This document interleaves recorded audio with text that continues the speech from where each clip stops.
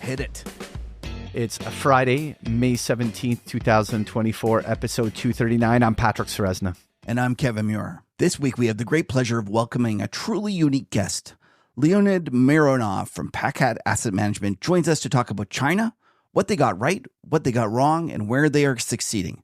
Then he puts on his commodity hat and tells us what he sees ahead in this exciting environment. Then Patrick tries to make sense of these topsy-turvy markets in talking charts. And then, folks, stick around. We might even drink some beers along the way. Danny, jump on. What beer am I drinking this week? Today you're drinking Tawny Anglo-Belgium Copper. It is a fruity malt base, holds balanced floral, herbal, and citrus notes. A light, dry bitterness rounds off a very drinkable beer. Oh my God, this is delicious. Sessionable. No, this is delicious. I don't know about sessionable, but it's delicious. All right, Kev, give us some side effects, buddy. Nothing in this podcast should be viewed as investment advice. Listeners should consult an investment professional before making any decisions regarding topics mentioned in the show. Side effects of too much huddle may include the celebratory exhaustion disorder, the triple P, not the peer pressure pat, but the pet portfolio paranoia, and then finally investment guru syndrome. All right, let's get the guest on. It's our great pleasure to welcome to the show Leonid Mironov. He is the head of natural resources and research at PACAT Capital Management. Leonid, thanks for coming. Kevin, thank you for having me. I'm looking forward to this. And before we start, because you have a lot to say about a lot of great topics in terms of the markets, we have to learn a little bit more about you. And it's actually a fascinating story. I've cut kind of the broad strokes, and I'm looking forward to digging in. So first of all, tell me where you're from. Where were you born? Well, I was born in Moscow, in the dead center of it, on Arbat.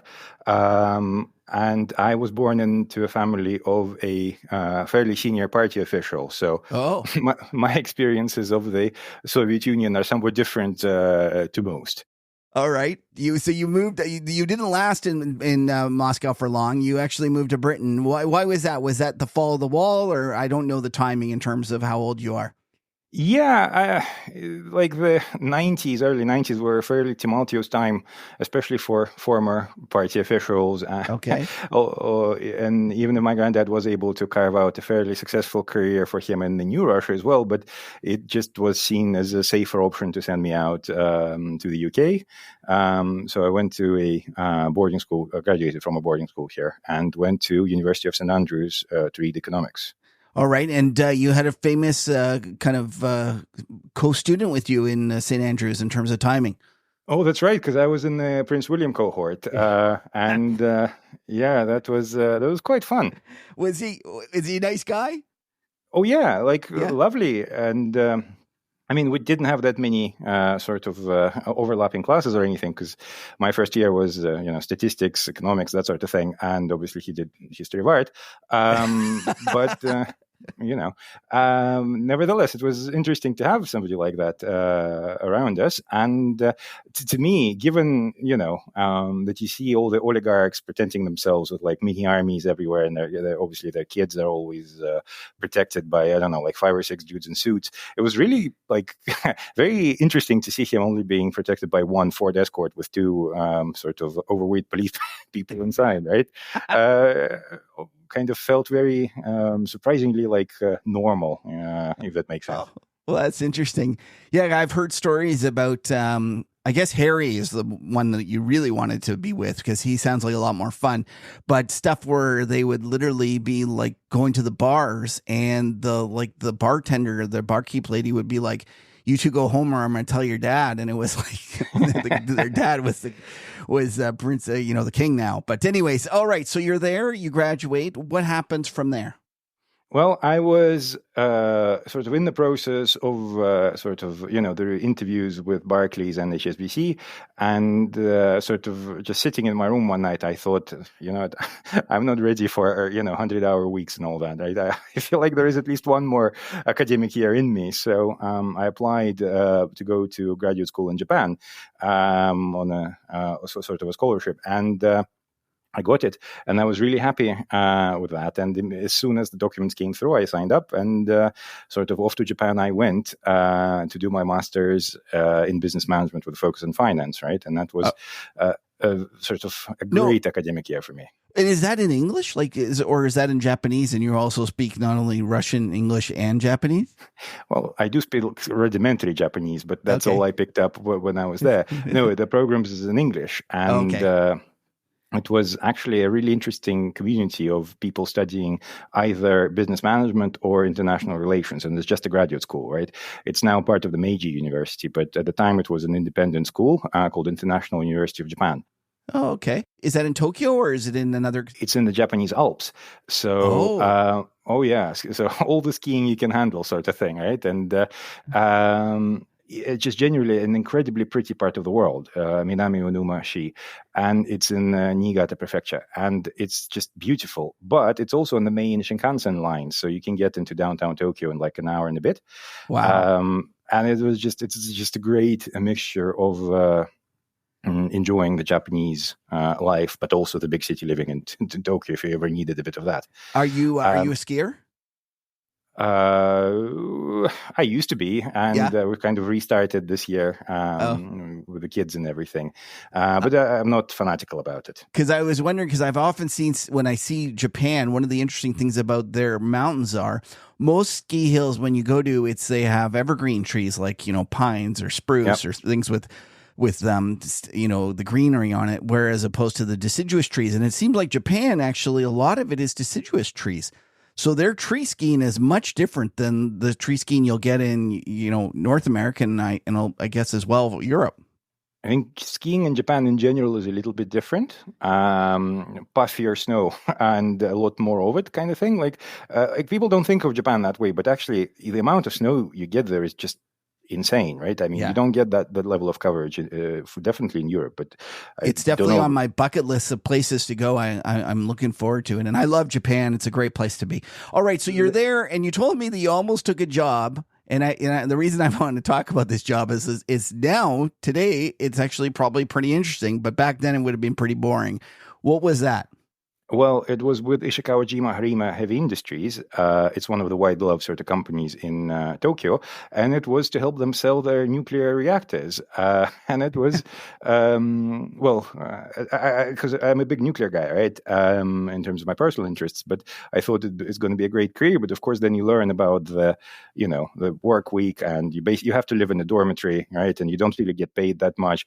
It's I figured, great though as it sounds, I probably can, try my luck at the financial side of things a little bit more.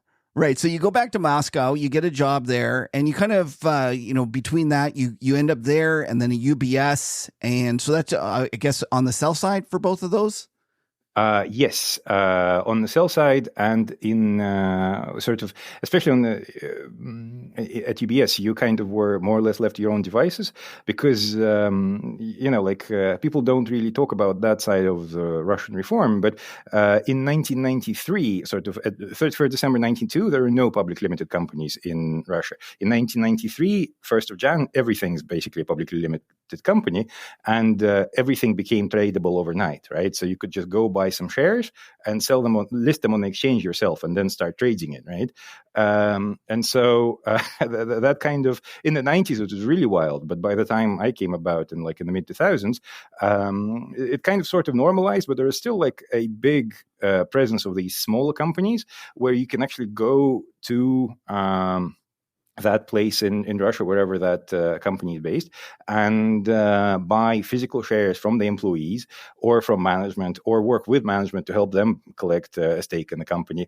Who then, you take all those shares to the exchange and literally physically list them there and start trading and making markets in those names. And it was sort of, you go talk to management, you make a deal with the management, you make arrangements, and you kind of run it yourself, right? It's almost a personal franchise sort of thing that you'd be able to do. So it's quite good fun. So I worked in it across all these sort of aspects of that.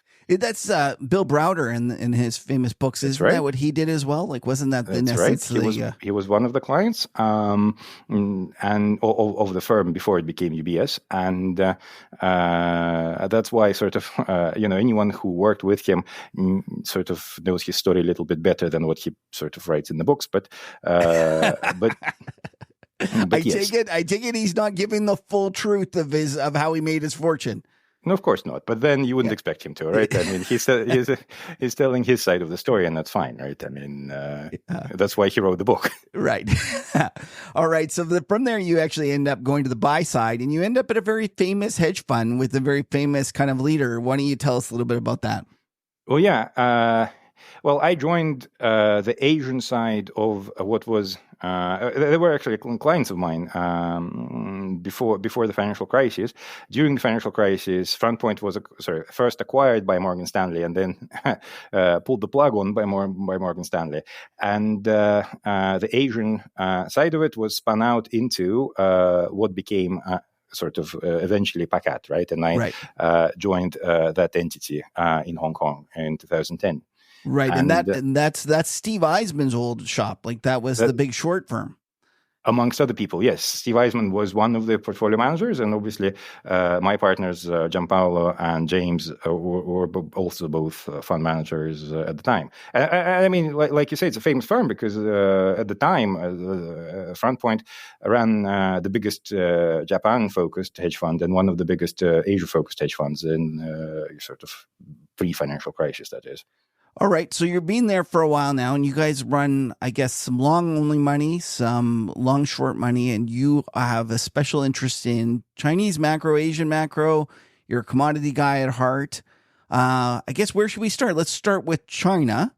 I think that one of the things that you've been quite bullish, if I'm not mistaken, on China, and why don't you kind of lay out what your big picture thinking is about China, and whether you just kind of scoff and laugh when everyone tells you that China is going to invade Taiwan and therefore is uninvestable.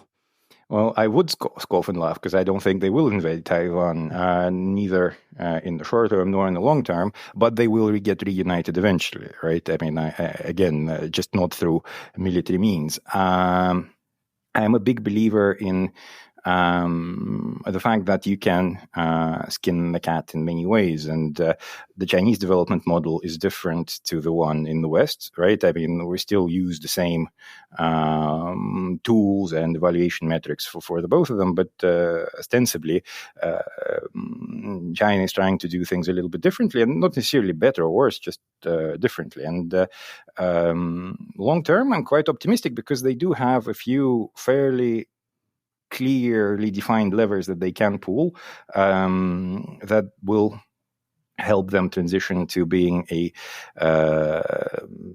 high middle income to high income economy, right? I mean, we're at $12,500 of GDP per capita now, and this is the critical time. This is when the most interesting things start happening, right? I mean, you have growing car ownership, growing quality of life, and growing domestic industries and increasing domestic consumption, which are incidentally all the things that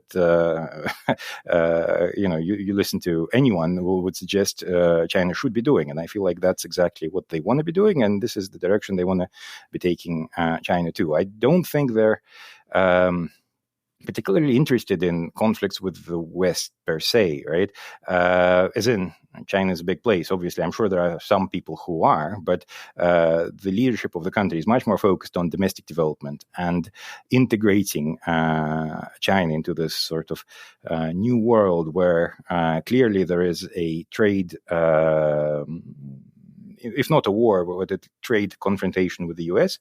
And, that kind of shapes their approach to domestic policy and economic policy. And I also feel like people don't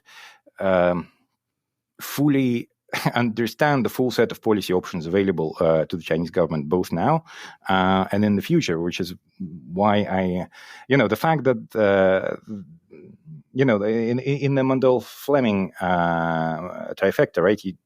You have to let something go, right? But of course, the thing they're not letting go is the capital account. They're not. Okay. And they're not ever planning on letting it go, right? So we can just be fairly comfortable with that. In fact, the challenge that they have now is that a lot of Chinese firms have export revenues that they're keeping in offshore, right?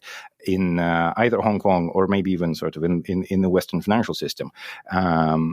If you're looking for proxies for that, you can look at USD assets holdings through Belgium and Luxembourg, right? And you'll see that It's very sizable, very chunky positions in there.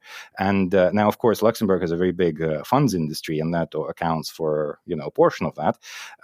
But if you look at the changes in that dynamic, you can clearly see that there is a correlation with the Chinese balance of payments improvements over the past couple of years, right? So the actual dynamic is, how do you get these Chinese firms to bring money back onshore, and how do you get them to pay taxes and contribute? And I think that's a dilemma that the Chinese government can solve, either through passing new laws, or through just making sure that they understand what the party wants them to do.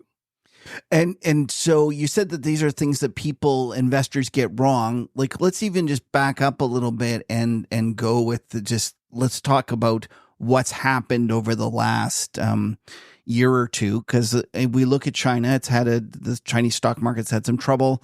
The interest rates of the Chinese bond market have come in as the economy has slowed, and a lot of the Westerners that I listen to say, "Look, you know what? The Chinese are screwed. They're running out of money. They were previously selling to the U.S. They're no longer going to be able to sell to the U.S. They're eventually going to run out of FX reserves. Yada yada yada." And you get this real big bear narrative. What are those bears getting wrong and misinterpreting? Well, to start with, they're not running out of money, right? I mean, their foreign reserves are growing, and I would say they're dramatically understated because of the reason that I mentioned, right? Because a lot of these quote-unquote reserves aren't even reported as reserves. They are on the balance sheet of entities controlled by Chinese citizens and or companies, but that are ostensibly in the Western financial system. Secondly, in terms of obviously, trade with the U.S. is critical to the Chinese manufacturing sector right now. But then the parts of the trade that are being restricted, like the electric vehicles, or like the solar panels, like the wind turbines and things like that, will probably not be impacted that much, because on the vehicle side, U.S. has never been a big market for them. And I am yet to see a Chinese company that was making a play for the U.S. market, with the one exception of Volvo, right? I mean, owned by Geely, the state-owned enterprise. They were planning on selling Chinese-built Geelys in America, Chinese-built Volvos in America, but exporting some of the Volvos that are still built in South Carolina and offsetting a 1-for-1, right, in terms of tariffs. That was the only plan for selling directly in America that I was aware of. Okay. So the American tariffs don't really impact, for example, the electric vehicle trade. And in terms of solar equipment and wind, there's just not really an alternative, right? And then in that environment, unfortunately, it's the U.S. consumer and the U.S. construction companies and installers of said photovoltaic and wind farms who will have to pay the tariffs, right? Because, again, China is 80% of the U.S. market, and it's not like there's production capacity anywhere else in the world. And even when there is, they're likely making it with Chinese equipment and Chinese inputs, right? So in that regard, that still continues unabated. But more maybe conceptually, trade with the BRI, the Belt and Road Initiative countries, has overtaken trade with the West, quote unquote, earlier this year, right? And that is the vector of development for Chinese trade relations for the next 5 to 6 years. Greater integration with the BRI countries, with the BRICS countries.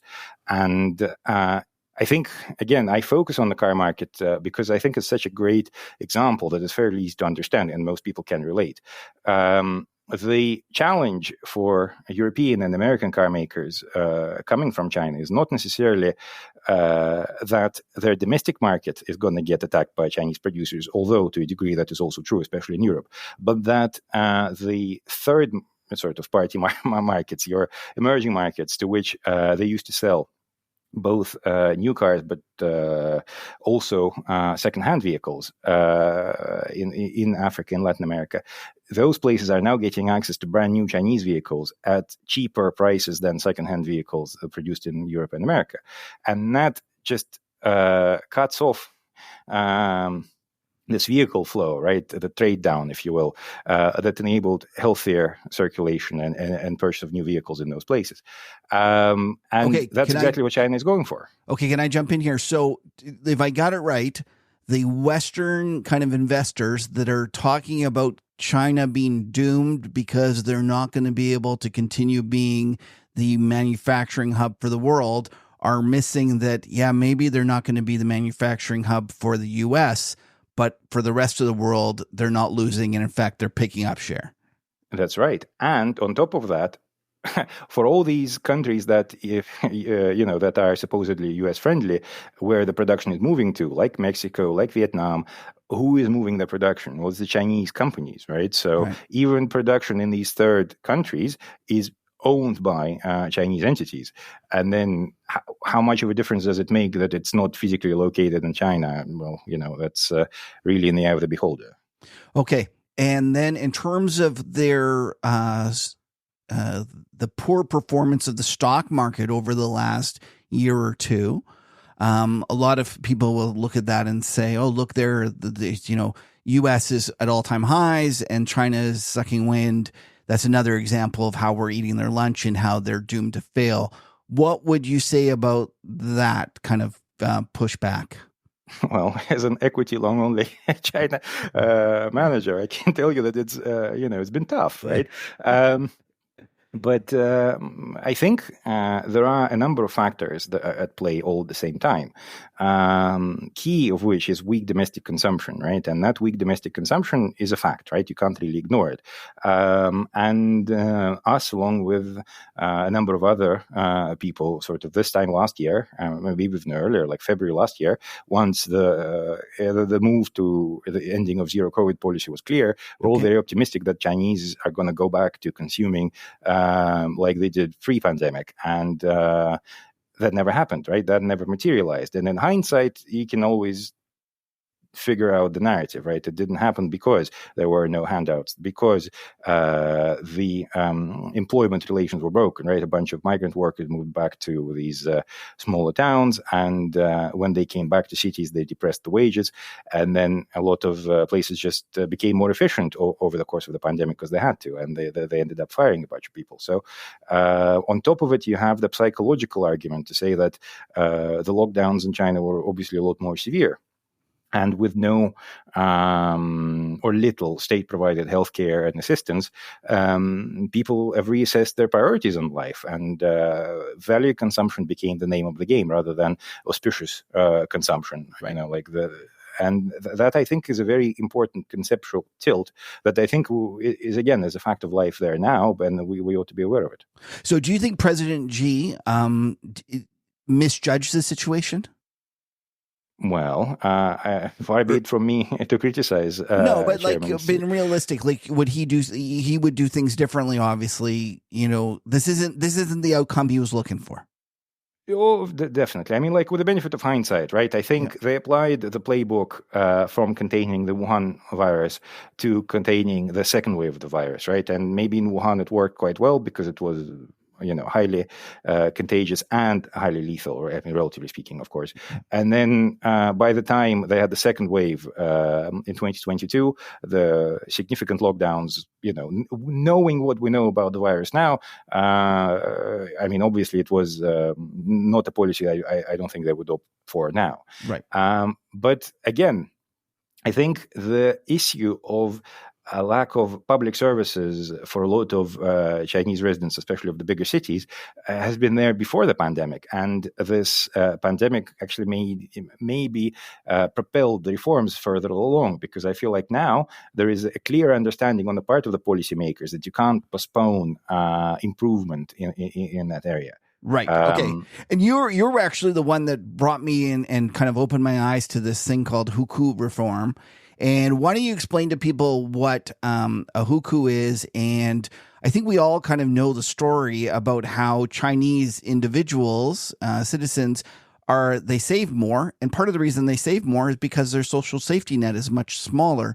But I didn't understand that this isn't the case for everyone. And maybe there's an opportunity here in terms of if they do decide to broaden that out. And why don't you kind of explain to us how that might work? That's right. So when you are born in a big city, you have a right to kind of exist in that city, right? And with it comes the ability to get free healthcare and send your kids to kindergarten and then school and things like that. when you are not, and when you move to the city, say as a result of your getting employment after you've been to university or something like that, right? You can live in the city, but you don't actually have the right for all these services, right? And the disparities are quite dramatic. So in Shenzhen, for example, the big metropolis in the south of China next to Hong Kong, they have about 15 million residents, of which only about 2.5 million had UCOs, right, at the time. So obviously that's a big deal. So a lot of people in Shenzhen in fact, most people don't qualify for state services, which is why private healthcare, private childcare, all these businesses were thriving over there, right? And obviously it's okay if you're able to make the money, if you're able to make the math work, or if you can send your kids, for example, to your parents so that they can go to school at the place of your birth, right? Then you go and see them every now and again. I mean, obviously that's not ideal, but this is the sort of solutions that people came up with. Okay. And before the pandemic, there was a sort of a latent argument that maybe this should be considered and maybe should be looked at, and et cetera and so on. But I think after the pandemic, there is clear need to address that. And I think we're already seeing one by one, even major Chinese cities effectively withdrawing hukou requirements. So like Shenyang was the most recent big city, and it's a city of about 8.5 million people in the north of China, capital of Liaoning province. And it's the biggest city to date to basically cancel hukou requirements. At this point, you just need to either buy or rent an apartment in the city, and you basically have the right to receive all the services. And I think we were exchanging emails about this, and you mentioned that it will be one of them quiet changes, something that people will not even notice as it's going on. And I feel like that's exactly what's happening, right? I mean, the move to there effectively not being hukou restrictions will be a quiet one, and it's already started. It'll take a while, right? Maybe a year or so, but we're slowly getting to the point where even places like Shenzhen or Shanghai will be removing their restrictions. And so if that is the case, and I just get this right in my mind, if all of a sudden you no longer need to save to pay for your pension and to put your kids through school, it actually is a huge bump to the consumer. Is that That's probably right. correct? It's an actual transfer from local governments to the consumer, something that the consumers were subsidizing, obviously through choice, through industrial policy of the 90s and 2000s. Consumers were subsidizing the manufacturing sector, right? And now it's time for the local governments, at least, to start paying the consumer back, right? And now, I'm confused actually why it's the local governments and why this isn't like a countrywide policy. Is that just the way they operate, and that's not something that's going to occur? Well, to a degree, but I think more generally, maybe if you permit me, Kevin, a slight sort of excursus into history, right? Sure, I'd love that. Teach me away, because I'm pretty naive when it comes to all this stuff, so I'd love to hear it. Well, there is this preconception that China is an autocracy and it's managed by one guy, and he's basically a dictator, and he decides what happens, right? Which maybe directionally is sort of not unreasonable, but actually, practically speaking, it's fairly devolved, right? I mean, provincial governments have always, going back to imperial China, very significant powers. And those powers lay in the ability to raise budgets locally, right? And have budgets locally. And that was the feature of Chinese whole process democracy, which is what they refer to as their system too, right? The idea being that the delegates at all these national congresses, they actually have a requirement from their provinces. They know exactly what they came to Beijing for and what kind of carve-outs they want from the central government.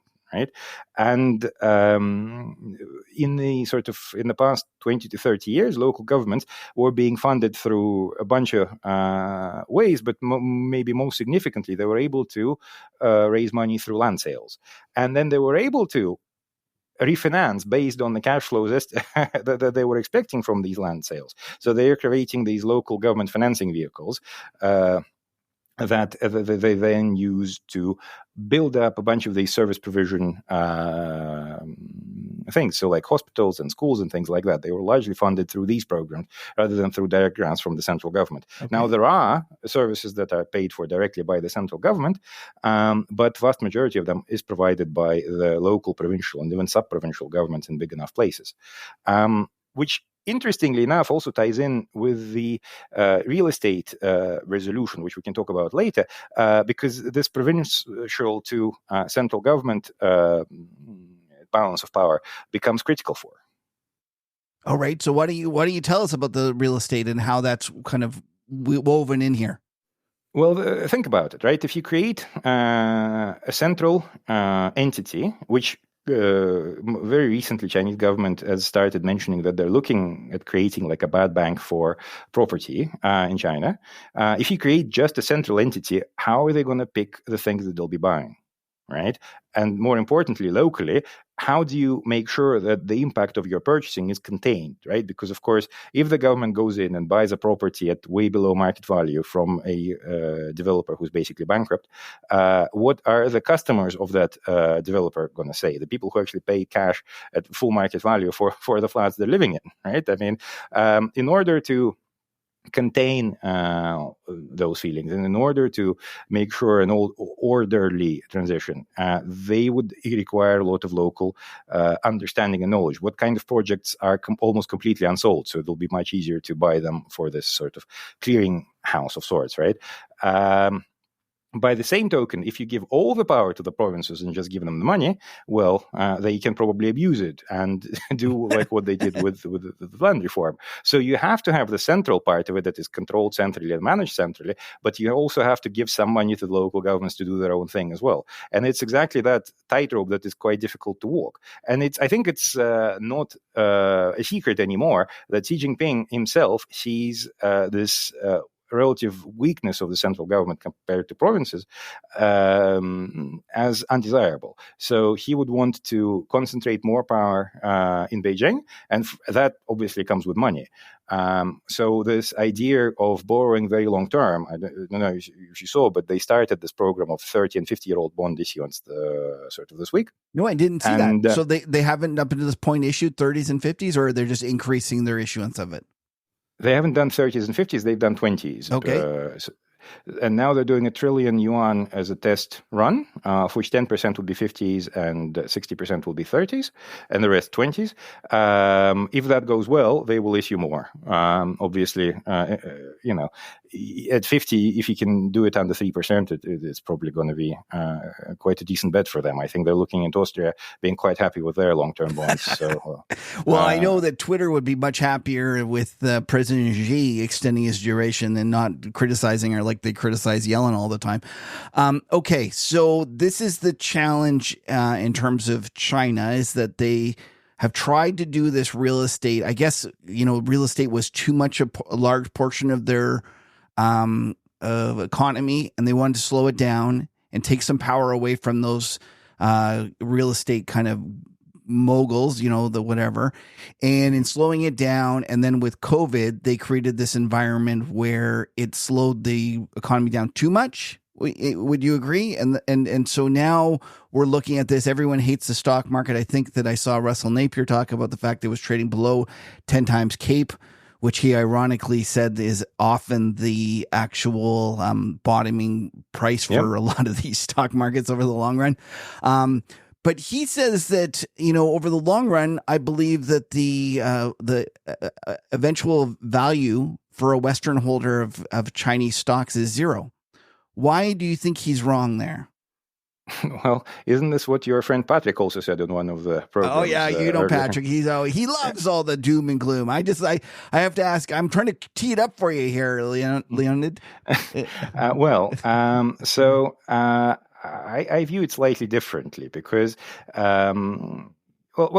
firstly, yes, what you said was correct in terms of the macro setup, but the most important thing, I think, is realizing then that the mandate that Xi Jinping had, and the reason why he was picked ahead of Li Keqiang in 2012 or 2011, strictly speaking, because going in, it wasn't clear who was going to be the new head.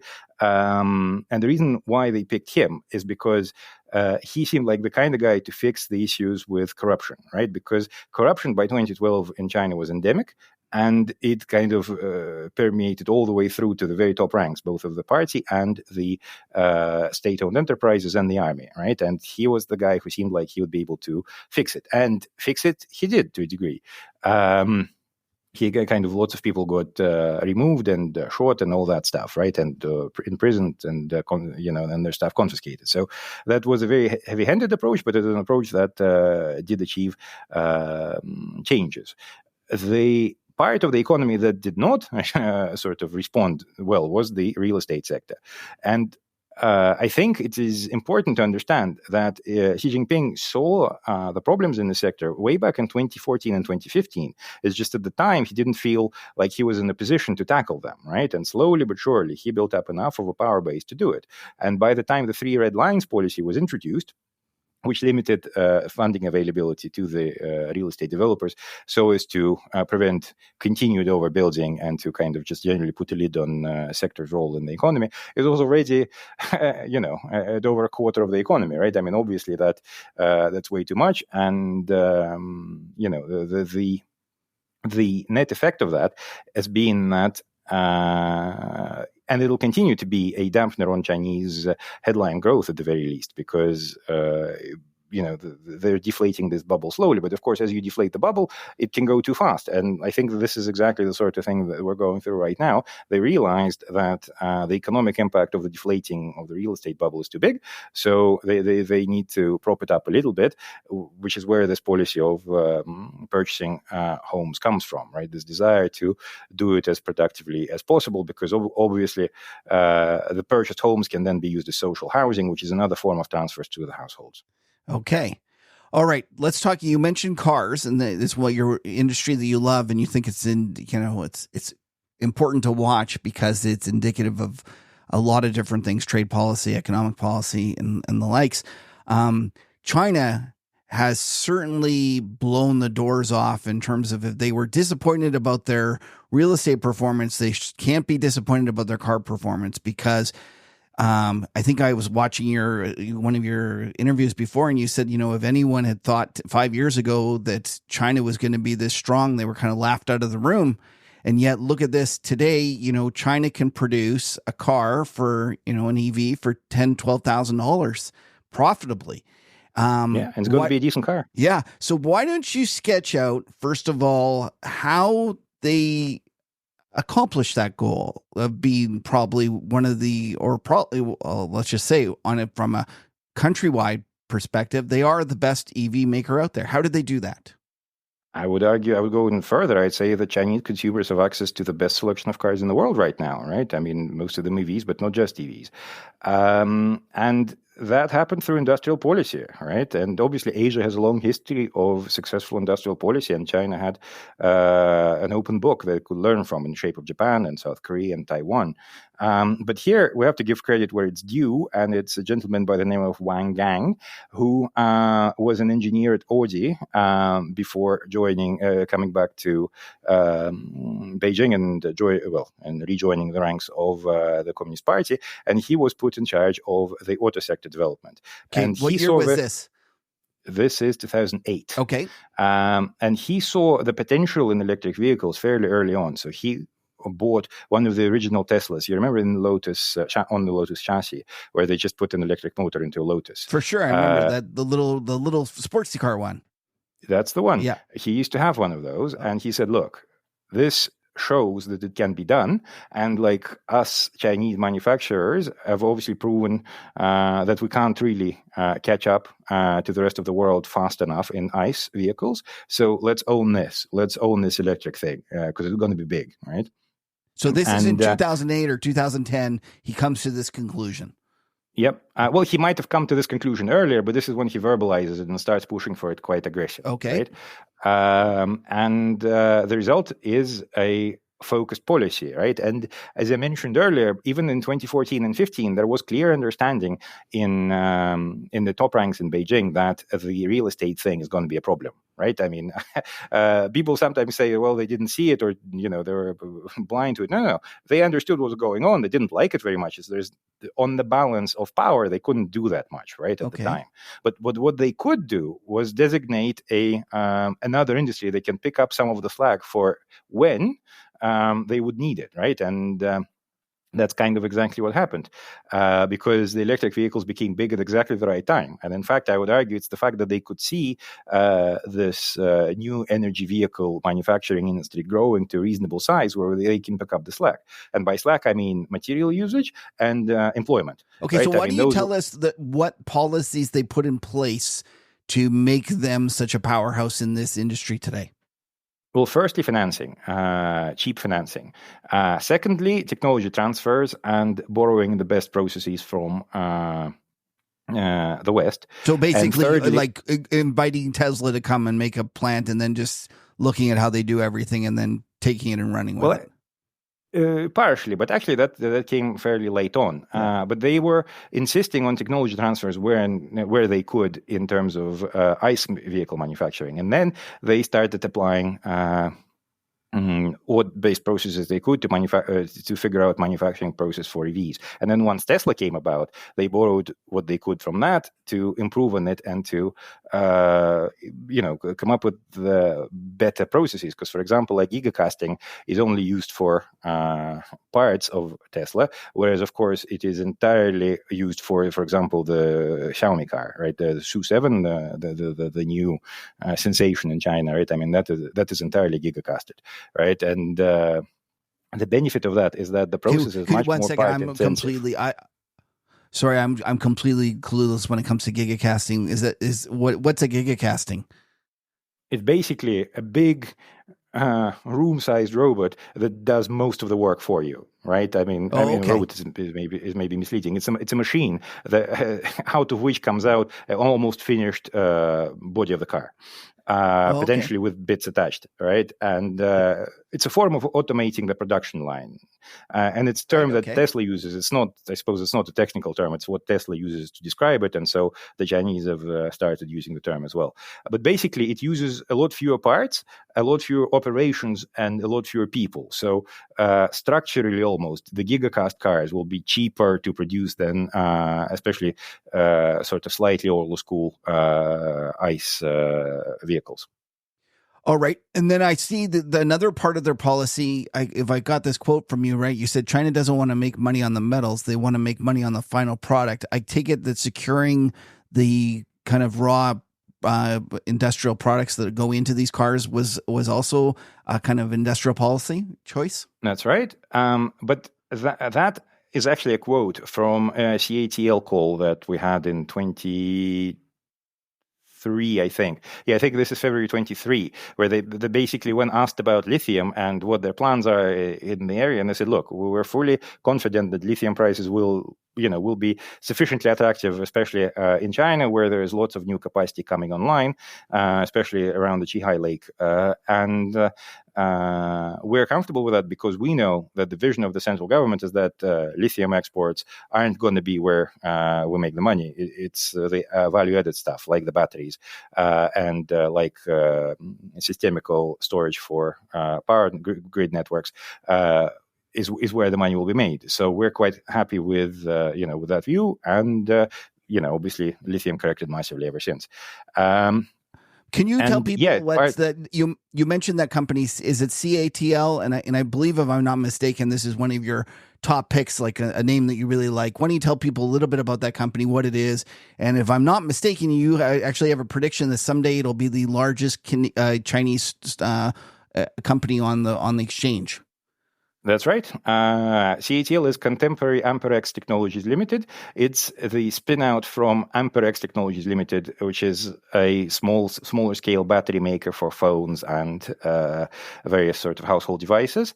And CATL was spun out specifically with the view of focusing on larger scale batteries, so EVs and ESS, so grid storage.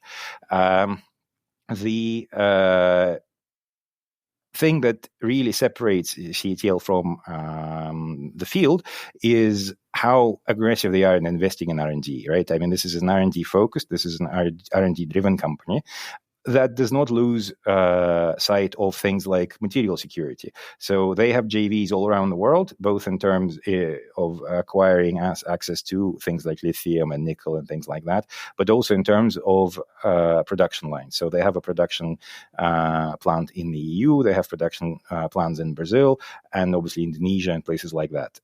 So they have a global footprint, and they have a technological lead. And by technological lead, I mean that the batteries hold more charge and for longer, and last longer and last more charges. It's like whatever definition of success you have for a battery, there is a pretty good chance that a CATL's battery does it better than anyone else.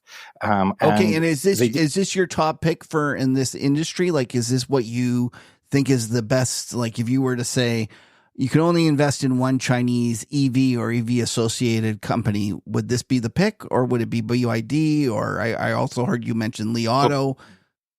BYD is a company that I also like very much. If I had to pick one, I would pick CATL because it sells to pretty much everybody, and also through things like licensing, they have ways of selling to Americans as well, which is quite interesting. But they basically, by collecting royalties and licensing fees from American producers that produce their batteries, is actually a really interesting way of entering the US market. But BYD obviously is also very interesting because they're a fully integrated producer. So that obviously offers some upside, but of course you're beholden to the BYD brand, right? Right.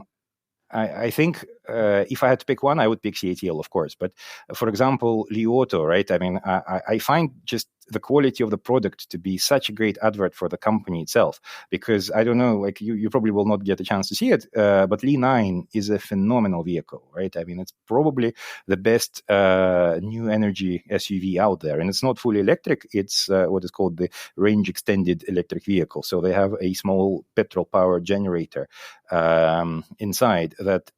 The only thing it does is recharge the batteries. Okay. And so you can go 800 miles or so on one charge and the one little tank of gas pit stop. Yeah. And it's in terms of comfort, in terms of quality of the ride, it's a phenomenal car, right? I mean, when people say that Chinese make crappy cars, I point to Li Auto as an example, because those will take on anyone, right? I mean, I don't think there is an SUV under $100,000 that is better than that, right?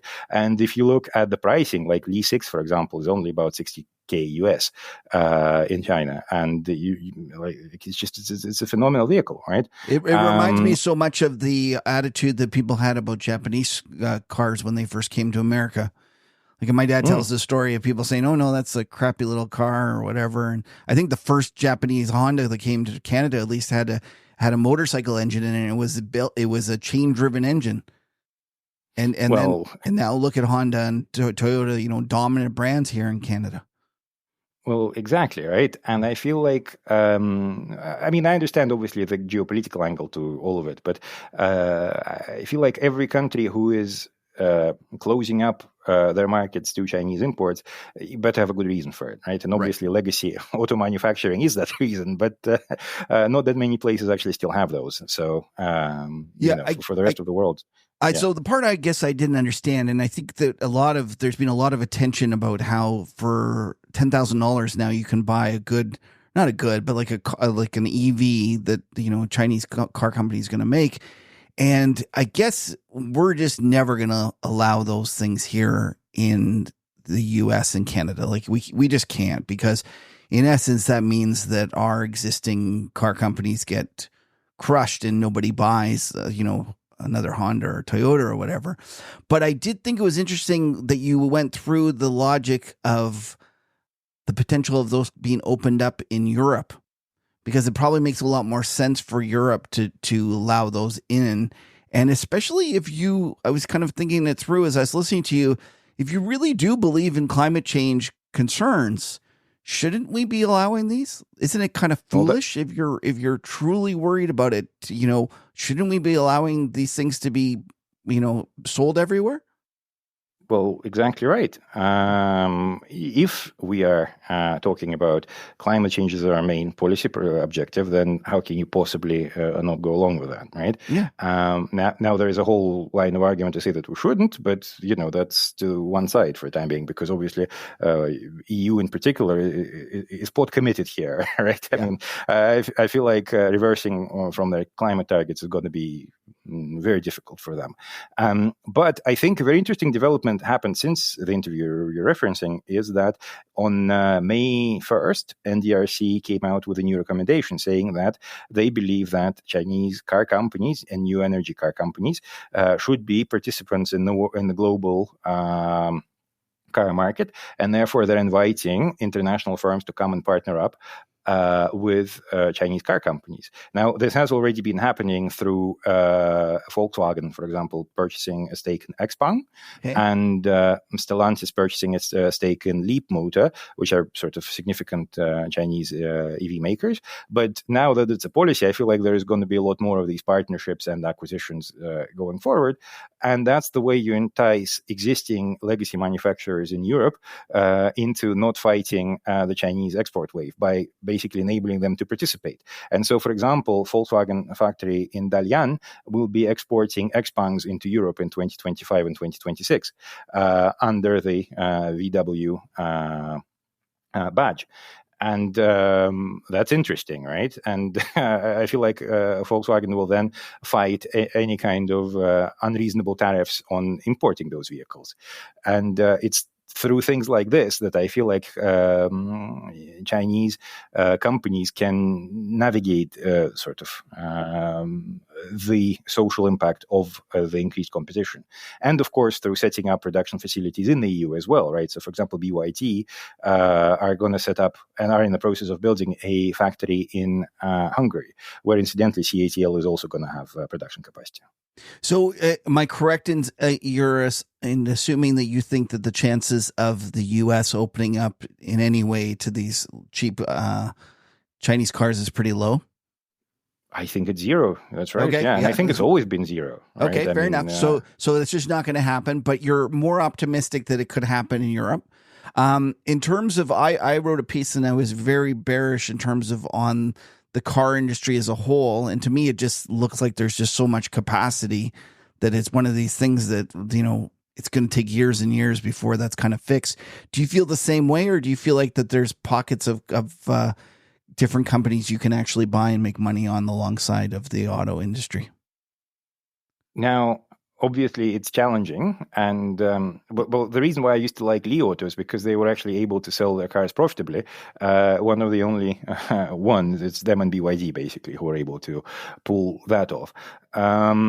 And obviously, with a further round of price competition, it's gotten more difficult for them. And I feel like, it's obviously very challenging for existing producers in particular, right? Because obviously these price cuts need to be met by Volkswagens of the world, and that in turn means that all the historical obligations that they still need to pay for, like healthcare, like retirement plans for employees, like all these things get ever more significant, right? And it's much harder to restructure those and just generally manage those going forward. And there's a lot of capacity, especially old capacity, both in China and around the world, that would need to be shut down, right, for it to balance out. Right. Okay. So and sorry, go ahead. Obviously, this is a much bigger challenge for existing manufacturers than it is for new manufacturers. Yeah. Right. So we'll all talk about this capacity stuff, right? I mean, Li Auto actually had 100% capacity in 2023 usage, right? And a lot of these newer facilities, like the Xiaomi car, right? I mean, that thing is going to have 100% utilization into 2026 at the very least, right? So it's like, what kind of capacity is actually idle? Tends to be older school plants that were built in the 90s that probably need either closing or refitting for electric vehicles eventually. Can I ask you to weigh in on Elon Musk's company? Do you have a view? Anything you want to share?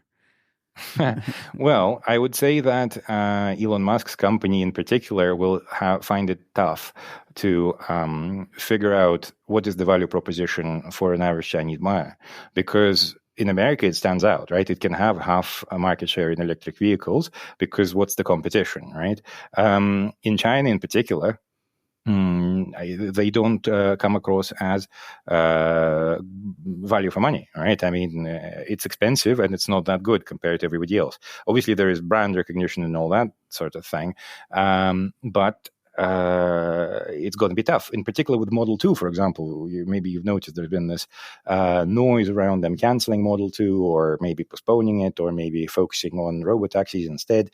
Well, the problem there is Model 2 is only coming in 2026, if it's coming. And by that time, finding a space for it in the Chinese market, it looks like it's basically going to be impossible at the price point that they've announced anyway. So, like, it's going to be tough for them. But interestingly enough, the deal that they did with Baidu for maps and autonomous driving probably saves them in China, at least for the time being. And if they can figure it out, and again, like when we talk about autonomous driving, obviously it's not feasible in the US anytime soon. But China is further along that particular path. And why is that? The way they set up their roads and stuff? Well, because because obviously the autonomous driving things can only be easier to achieve if you have a car working together with the environment, right? If you set up the environment to help cars navigate, obviously it's going to be easier for them, right? Okay. And in bigger cities, especially in Shanghai, right? I mean, where they have the test areas for all that stuff, you have smart walkways that indicate what's going on where, and it sends up-to-date information to the cars. Also, in terms of sensors, Chinese cars have all of them, right? I mean, you have a bunch of LiDARs, a bunch of cameras, a bunch of sound sensors, all that stuff, right? Whereas in Teslas, you may recall they made the choice not to include any LiDAR in their vehicles. And obviously, there is no autonomous driving without lots of LiDAR, not just one, right? So Chinese cars just come much more prepared for solving that particular aspect. They're not quite there yet. I think it's clear that it's a difficult problem.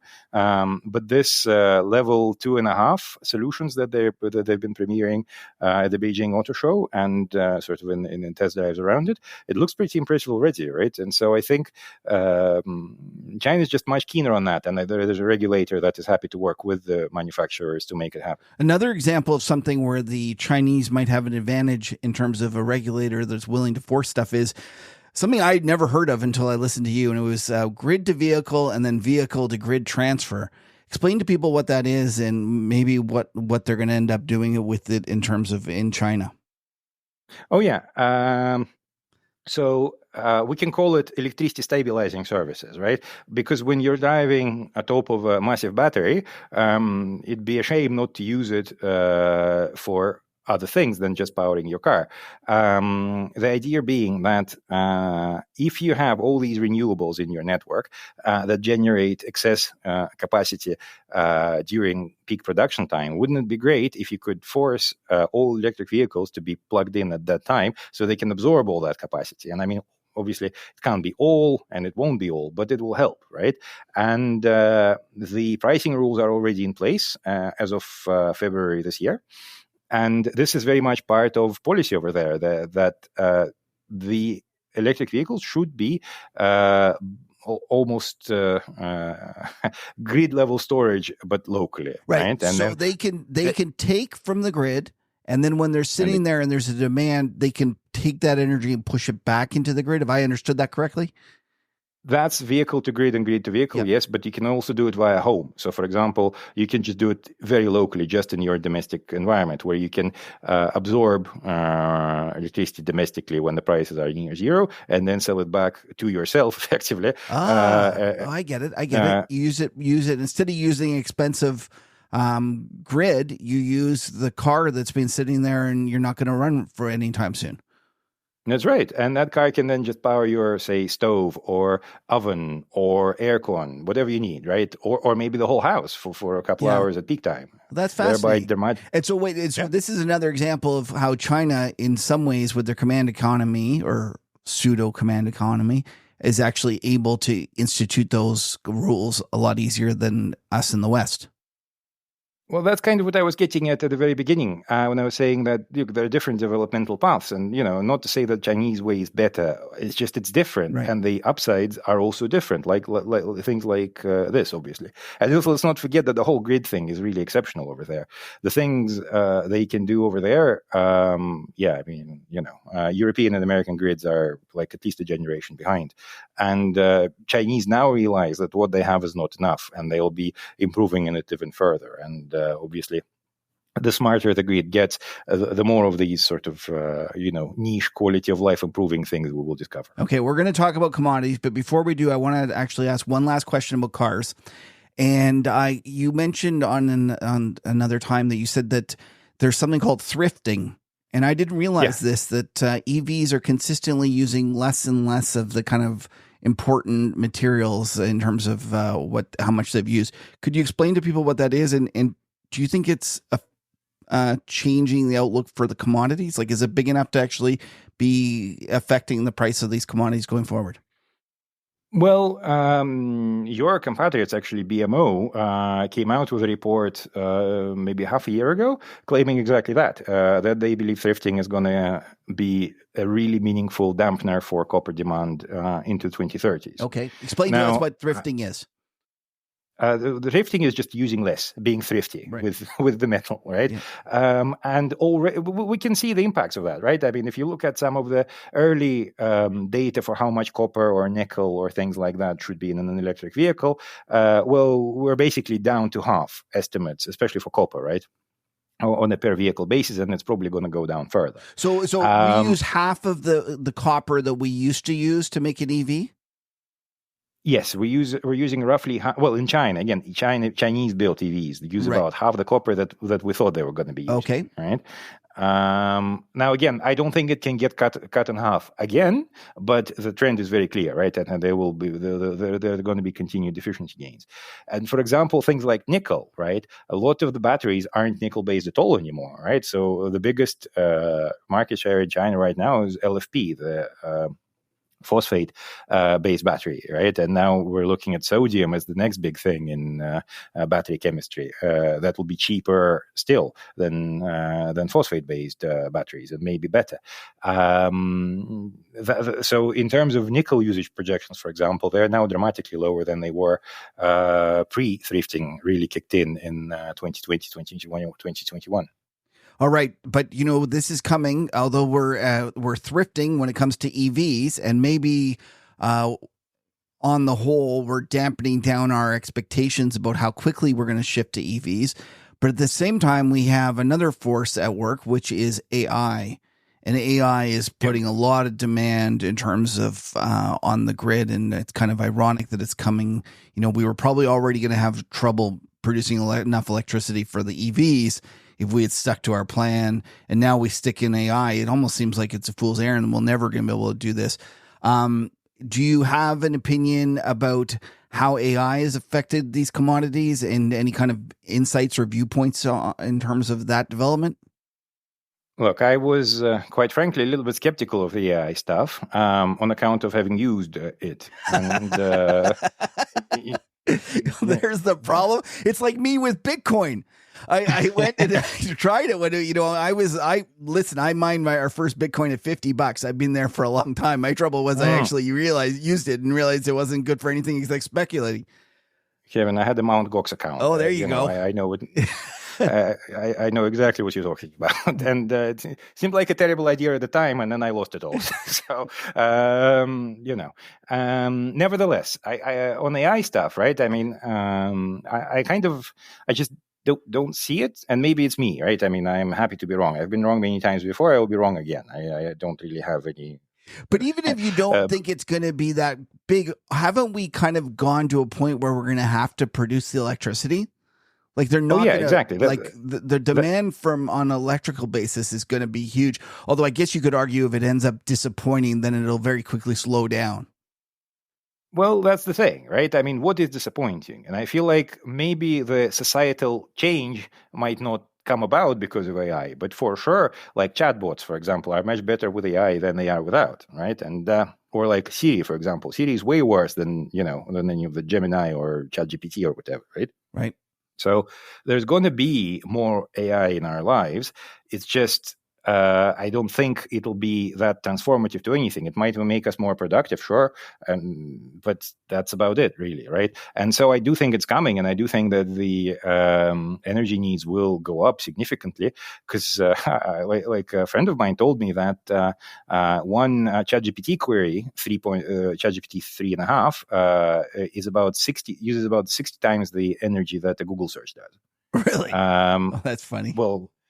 Okay, right. I mean, I'm hoping it's going to improve over time. But if it doesn't, or maybe if, say, ChatGPT 4.40 or whatever it's called, if it is searching more things, as more parameters in the models, as it were, maybe it's even more power hungry, right? And if that's the case, then for sure, power demand and more importantly, reliability of the grid because of that power demand will become major issues going forward.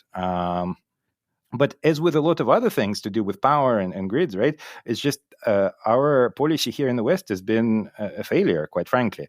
And, we need to admit to it, because how do we make a grid smarter? How do we install enough transformers, enough cables, ultra high network voltage cables? Well, there's only one place where you can source it from, right? And that's China.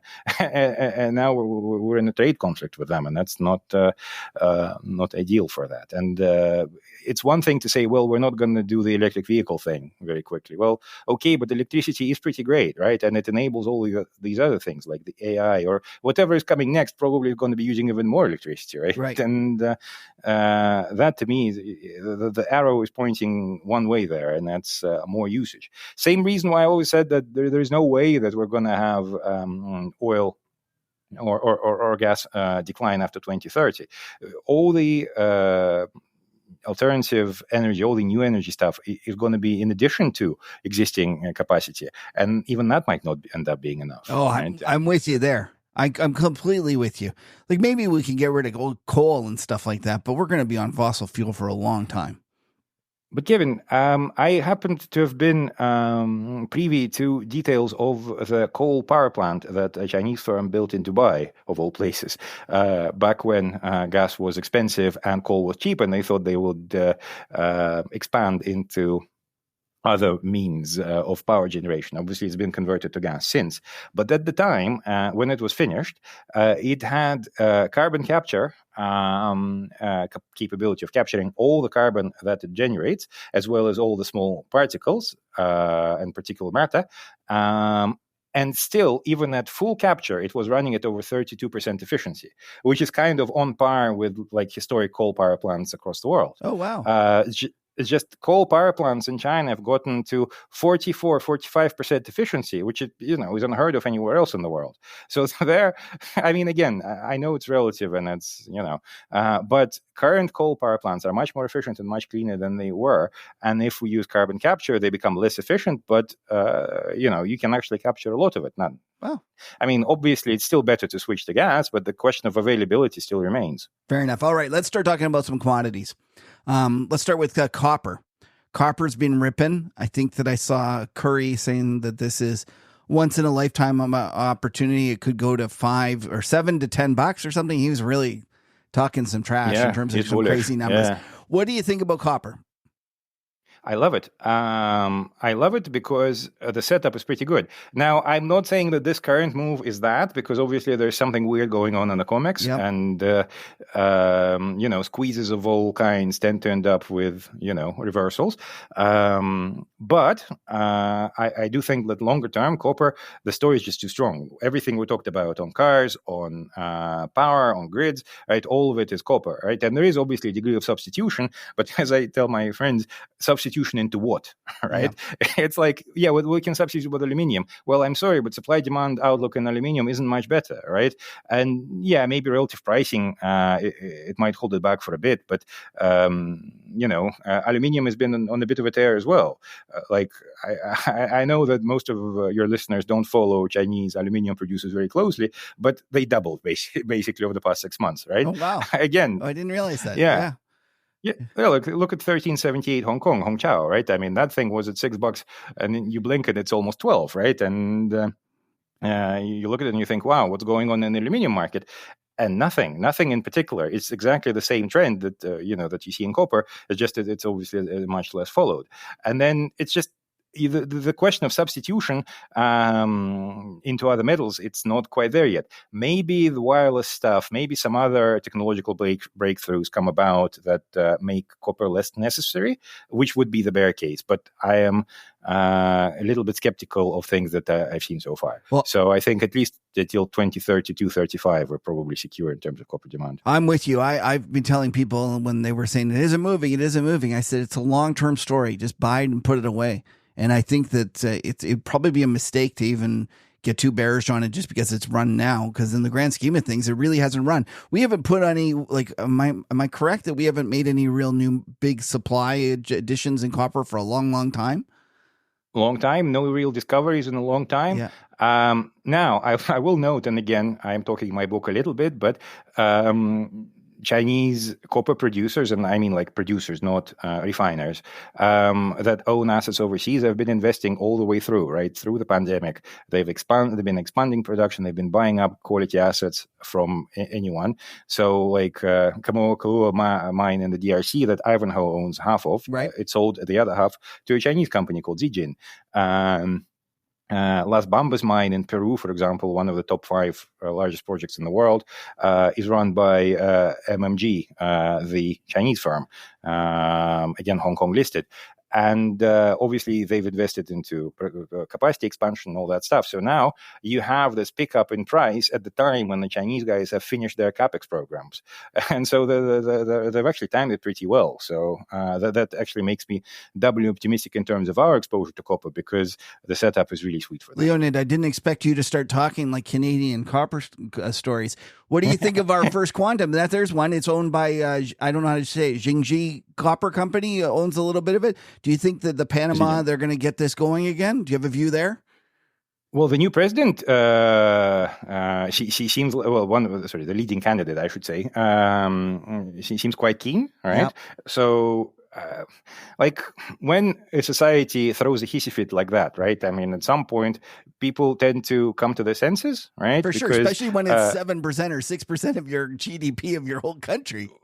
Well, exactly right. It's like, biting your nose to spite your face kind of thing, right? I mean, why do it? And of course, you make a point or you don't like the corruption, whatever it may be, right? There are obviously reasons to express displeasure with the state of affairs, but then you calm down, you figure it out, and then you go back to work to figuring out how to get it back on track. And same applies to Las Bambas that I mentioned earlier, right? I mean, obviously they've had labor issues, they had sort of salary issues and strikes and general concept of Chinese presence in Peru, right? Things like that. But people tend to eventually figure it out, and it tends to be, reasonable approach tends to prevail in the end, at least so far. So are you mostly metals, or can I ask you about like nat gas? Do you follow that and have a view? Well, I have sort of oil and gas is my bread and butter. Okay, well then let's talk some nat gas. What do you think about it? And is it just a weather-related slump that we're in, and over the long run, is this copper like 6 months ago? Well, again, in terms of gas itself, I do feel like it's obviously weather related, but also, let's be honest, right? It's Freeport and news of other LNG facilities starting up, shutting down, and all that stuff that really tends to get people excited or not, right? I think in general, I just don't see the bear case for natural gas long term anywhere outside of continental US, right? And in continental US, anything can happen, right? I mean, lots of stuff is landlocked if the LNG stuff doesn't take off, right? So obviously Canada as well. I keep ignoring it, but AECO is obviously always going to be close to zero, right? I mean, we're getting better. We've got our Trans Mountain pipeline now. We're getting better. We're finally starting to export. It's going to be a while, but. Yeah, but I mean, then like you have constraints at port where Trans Mountain heads, so you can only load Aframaxes there, right? And where is that going to go, right? I mean, it's the whole thing, right? Planning has not been your forte for a while, but we're good at hockey, though. Well, there is that. Yes. Well, you guys are good too, though. Like, to be fair, like you guys come from a great hockey country as well. So, did you play growing up? Well, I did. I was a goalie, but because I moved over fairly early, sort of my idol growing up was Mario Lemieux, right? So, there you go. so and I'm still a Pittsburgh Penguins supporter. So There you go. Okay, how about Nat? You said energy is your forte. What do you think about crude oil over the short and long run? Well, again, I've been saying this on sort of Tracy's show, and I'll say it again. I think people have been overly concerned about long-term crude oil supply-demand balance. I feel like, if anything, we're going to run into shortages rather than demand destruction, simply on account of quality of life improvement in the emerging world, right? And once you factor that in, you just don't see demand below 110, 112,000 million barrels a day by 2030, right? And I don't see it slowing down from there.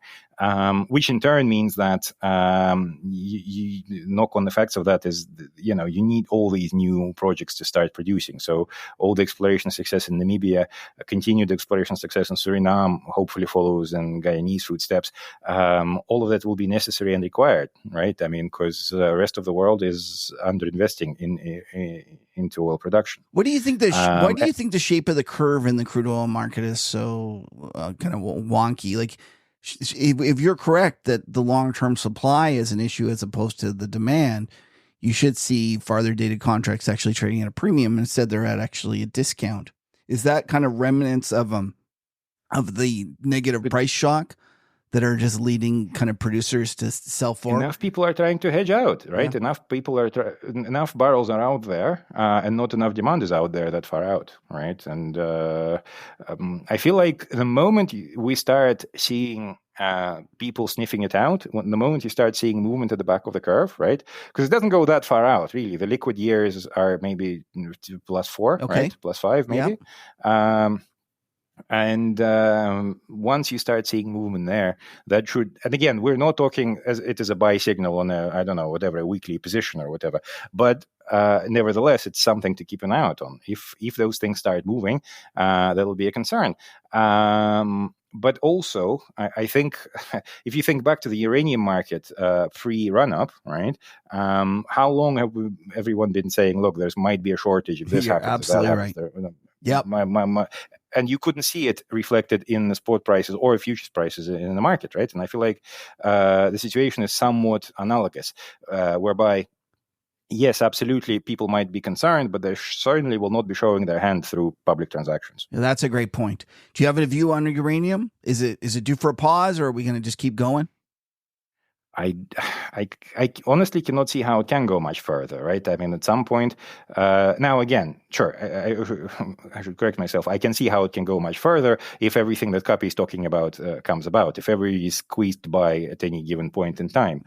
But I feel like at this rate, the utilities have figured out what's going on, and they will be providing necessary financing to the Uzbeks and the Kazakh. Because people talk about Kazakh Atomprom, right? And as the swing producer, people forget that a Navoy metallurgical combine over the border in Uzbekistan can ramp up to being about half Kazakh Atomprom eventually, right? I mean, again, it's a question of financing and the fact that they've been underinvesting for 20 years, right? Given a reasonable investment climate in Uzbekistan and willingness of utilities, especially Japanese ones, to come in and provide them with long-term financing, that's another big source of all this stuff, right? If you look at, places like Namibia, places like even Niger, right? Given normal management over there, all the current ramp-up plans can be doubled or tripled, right? I mean, again, provided financing is there. And I feel like utilities are working on exactly that. Instead of going into the market and buying pounds there, they're much keener on, exhausting Russian supply through other means, and also figuring out longer-term arrangements with all these places. All right, I'm going to put you on the spot. Favorite commodity if you have to buy it and hold it for a year? 1 year or 5 years? Well, give me both, because you obviously it sounds like you have a different view for 1 year versus 5 years. Well, on a 1 year basis, it might be copper. Okay. I think it looks actually 5 year copper as well, quite frankly, right? Looks pretty good. I am like, the interesting thing happens to commodity when you have a flatter or less steep cost curve, right? So it's just more exciting things can happen in that environment. And I feel like aluminium in that regard is actually like a really interesting test case, because if we see the move in copper that we're kind of expecting over the next couple of years, then it's the aluminium side of things that can really get exciting, right? I mean, the prices can really spiral there. But of course, there is quite a bit of capacity to still work through. But, but that's, I can't say it's my favorite, but it is one that could get exciting. Isn't aluminum, though, very sensitive to electricity prices? And if we do have electricity prices going up, isn't that going to kind of make it so that we're not going to be able to make aluminum cheap? Well, depends on where you are. Yeah. So, for example, Rusal, Russia's premier aluminium producer, is right next to two separate facilities next to two Siberian hydro dams, which have no other outlet for their electricity. Well, for the most part. Okay. So those power prices aren't going anywhere. They're not going to mine Bitcoin with that instead? Well, they're trying, but there's so much spare capacity that you can mine all the Bitcoin and still be fine.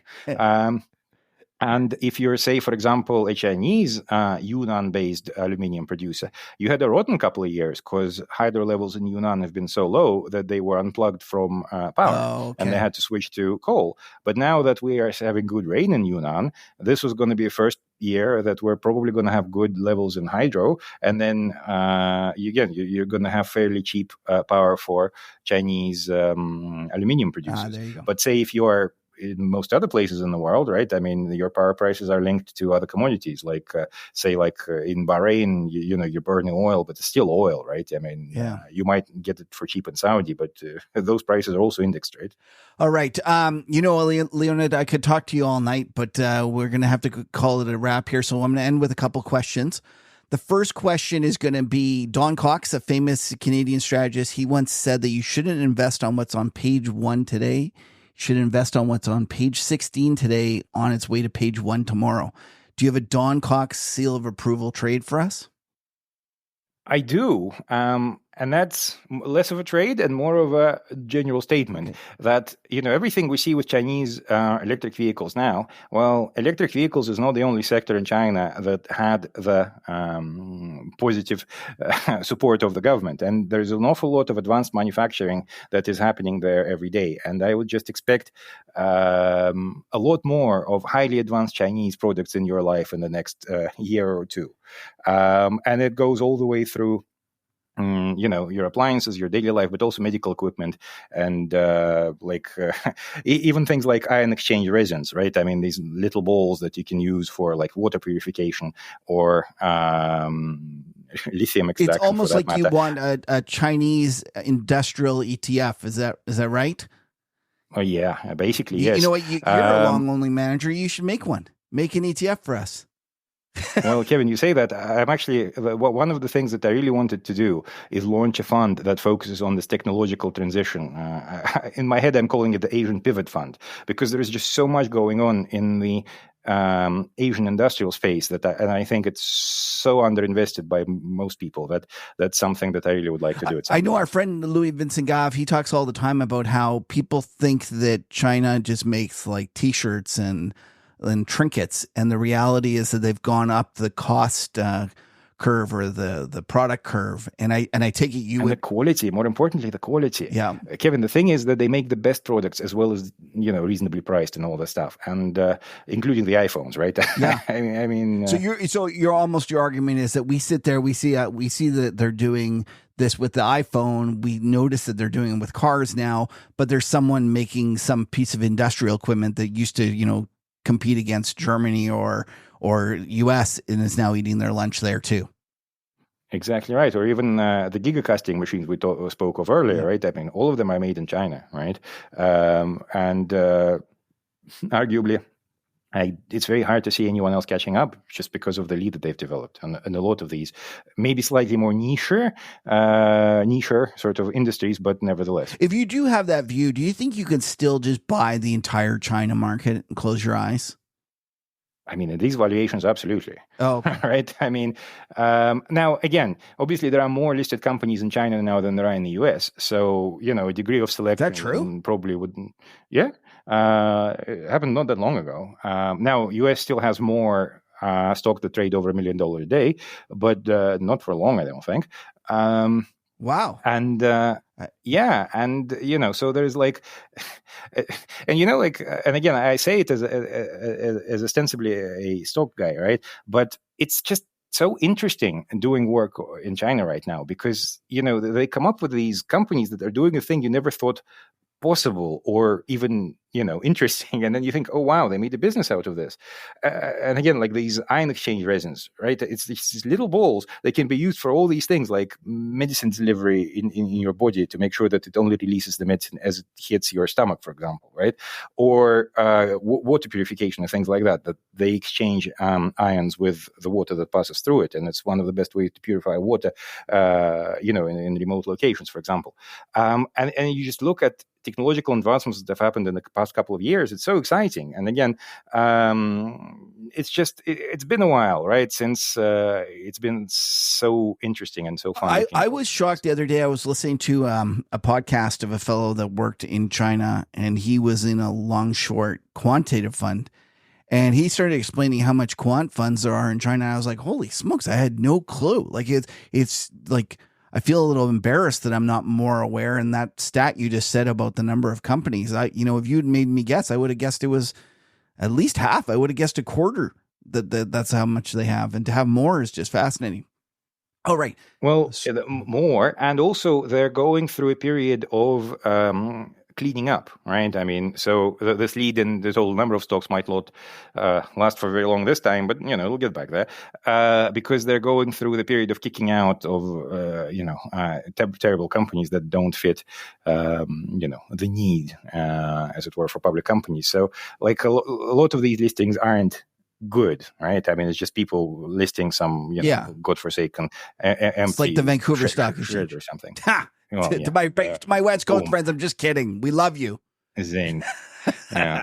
All right. Okay. Last question. Patrick O'Shaughnessy on his podcast, he has this great question where he says, what was the kindest and the thing that someone has done for you over the course of your career? Do you have a Patrick O'Shaughnessy moment of someone that's helped you that you'd like to share? Well, it's not the moment, it's a person. Okay. And it's my partner, Gianpaolo, who has been nothing but extremely kind to me over the past, 17, 18 years that we've been working together in one capacity or another. And he's enabled me to follow my ideas, my passions.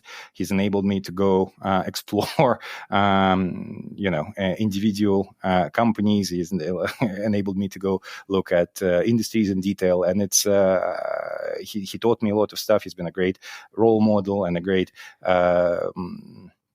mentor of all things, and I'm just so grateful to him for this period and for him sort of allowing me to develop myself and my knowledge and my career sort of under his guidance and tutelage. That's terrific. That's a great story. All right, so for people that are interested in finding out more about your work, first of all, I'm going to say, if you are a car fan and you want to listen more about what Leonid had to say about EVs, because it was actually much more extensive and I just kind of breezed over the big points, you can go and Google him on Mic Drop Markets. Is that the one you were talking about in terms of your interview? It's from it's a couple months ago, and it's quite extensive. They talk a lot about the EV, things like fire, things about what the outlook is going forward. It's a terrific kind of deep dive into EVs.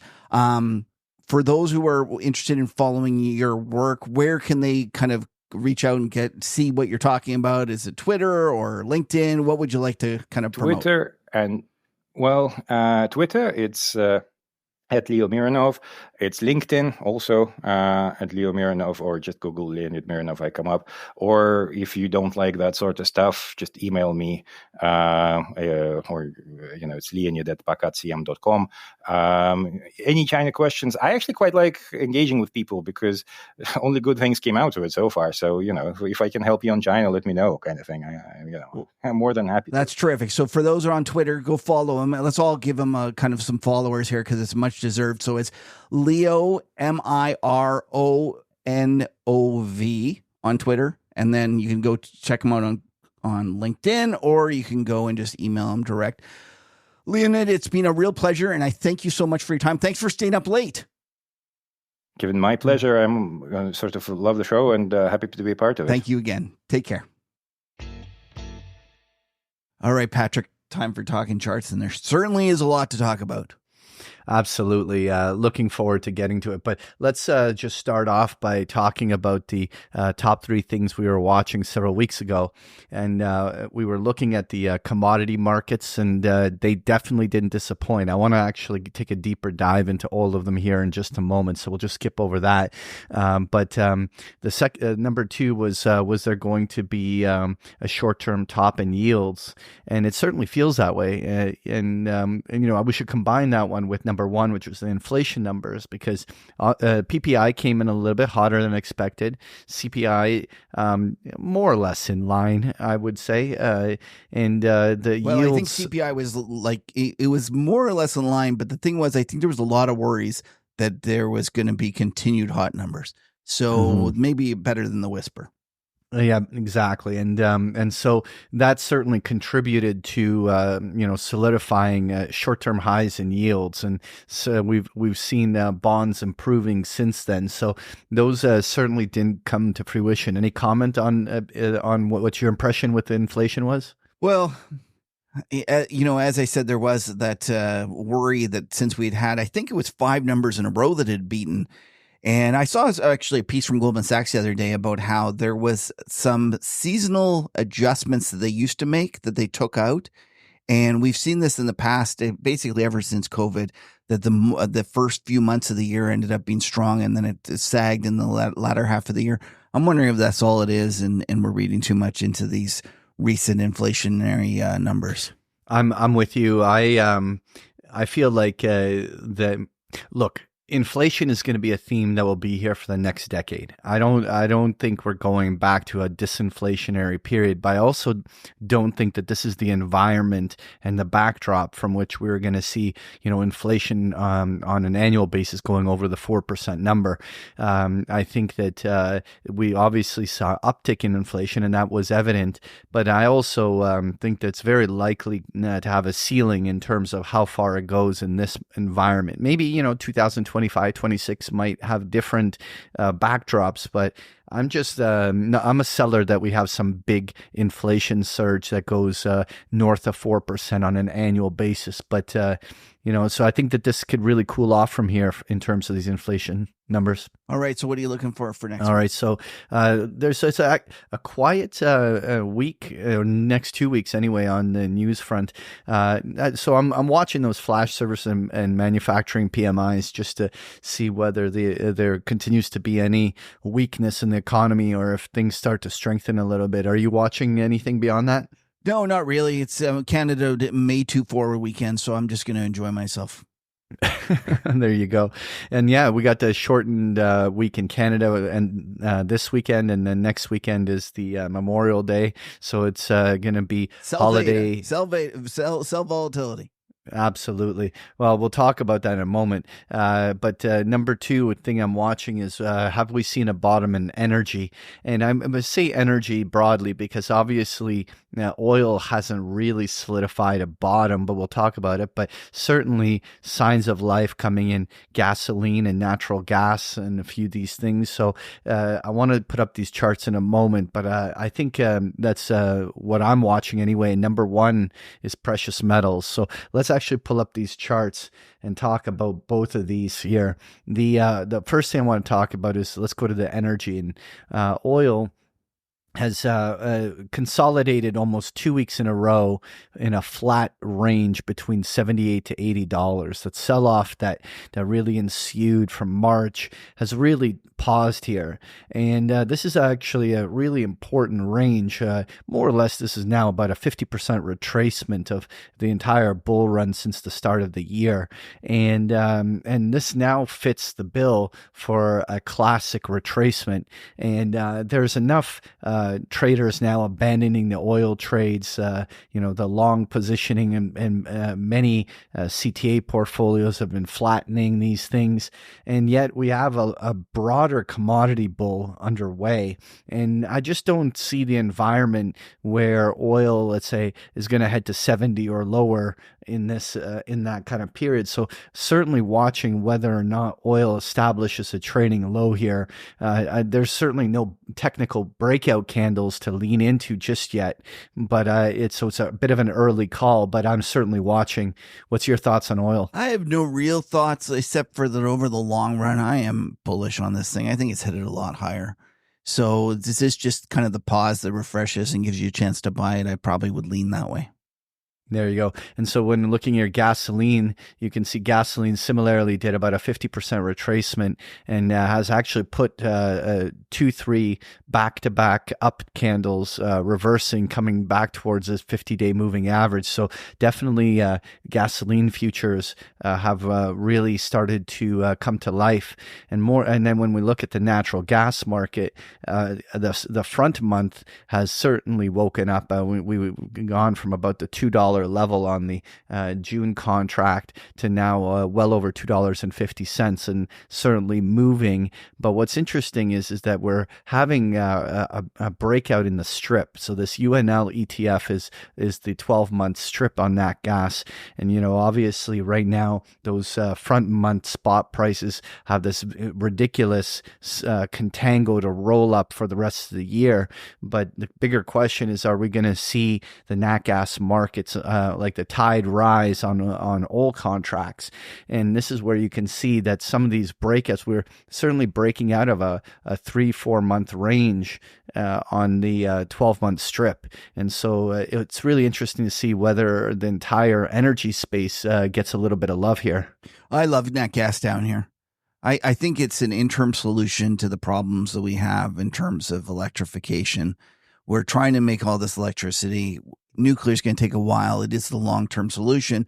Medium run, we should be making a lot more nat gas plants. I suspect that it was just perfect weather in terms of the warm winters, and the surprises will be on the upside. Yeah, but the challenging thing when going into the nat gas contract, even whether you trade an ETF like UNG or any of this, is that the winter gas is already priced way higher than the spot price, and so the question is where do you go? And this is why this is interesting. By looking at the 12-month strip, is like you don't have to pick your spots here, and rather just bet that the general tide will rise in the space. Do you generally agree with putting it on that way? You can also look at the nat gas producers. Well, of course. Yeah. And so let's actually have a quick peek at those. So let's just look at this. This is the FCG, which is the nat gas ETF for securities. And what's surprising here is after an incredibly bullish run through February and March, the consolidation has been arguably more shallow than many energy stocks. And so they've really consolidated up here, stayed above their 50-day moving averages. And, if we take a nice thick crayon and connect those highs, it'd be really interesting to see whether we see breakout candles of this consolidation to signal a brand new breakout in many of these natural gas names. I was just looking at this and trying to figure out, I've never heard this FCG. So it's got, I don't know, Pat, there's some things in there that aren't pure Yeah, PACAT. I mean, exactly. Yeah. But it is at least concentrated more in that basket. Right. I mean, you could see that, like, when you look at this chart and you look at something like XOP, let's just for the sake of picking another one, has a very similar chart pattern because it does have overlap in terms of the names in there.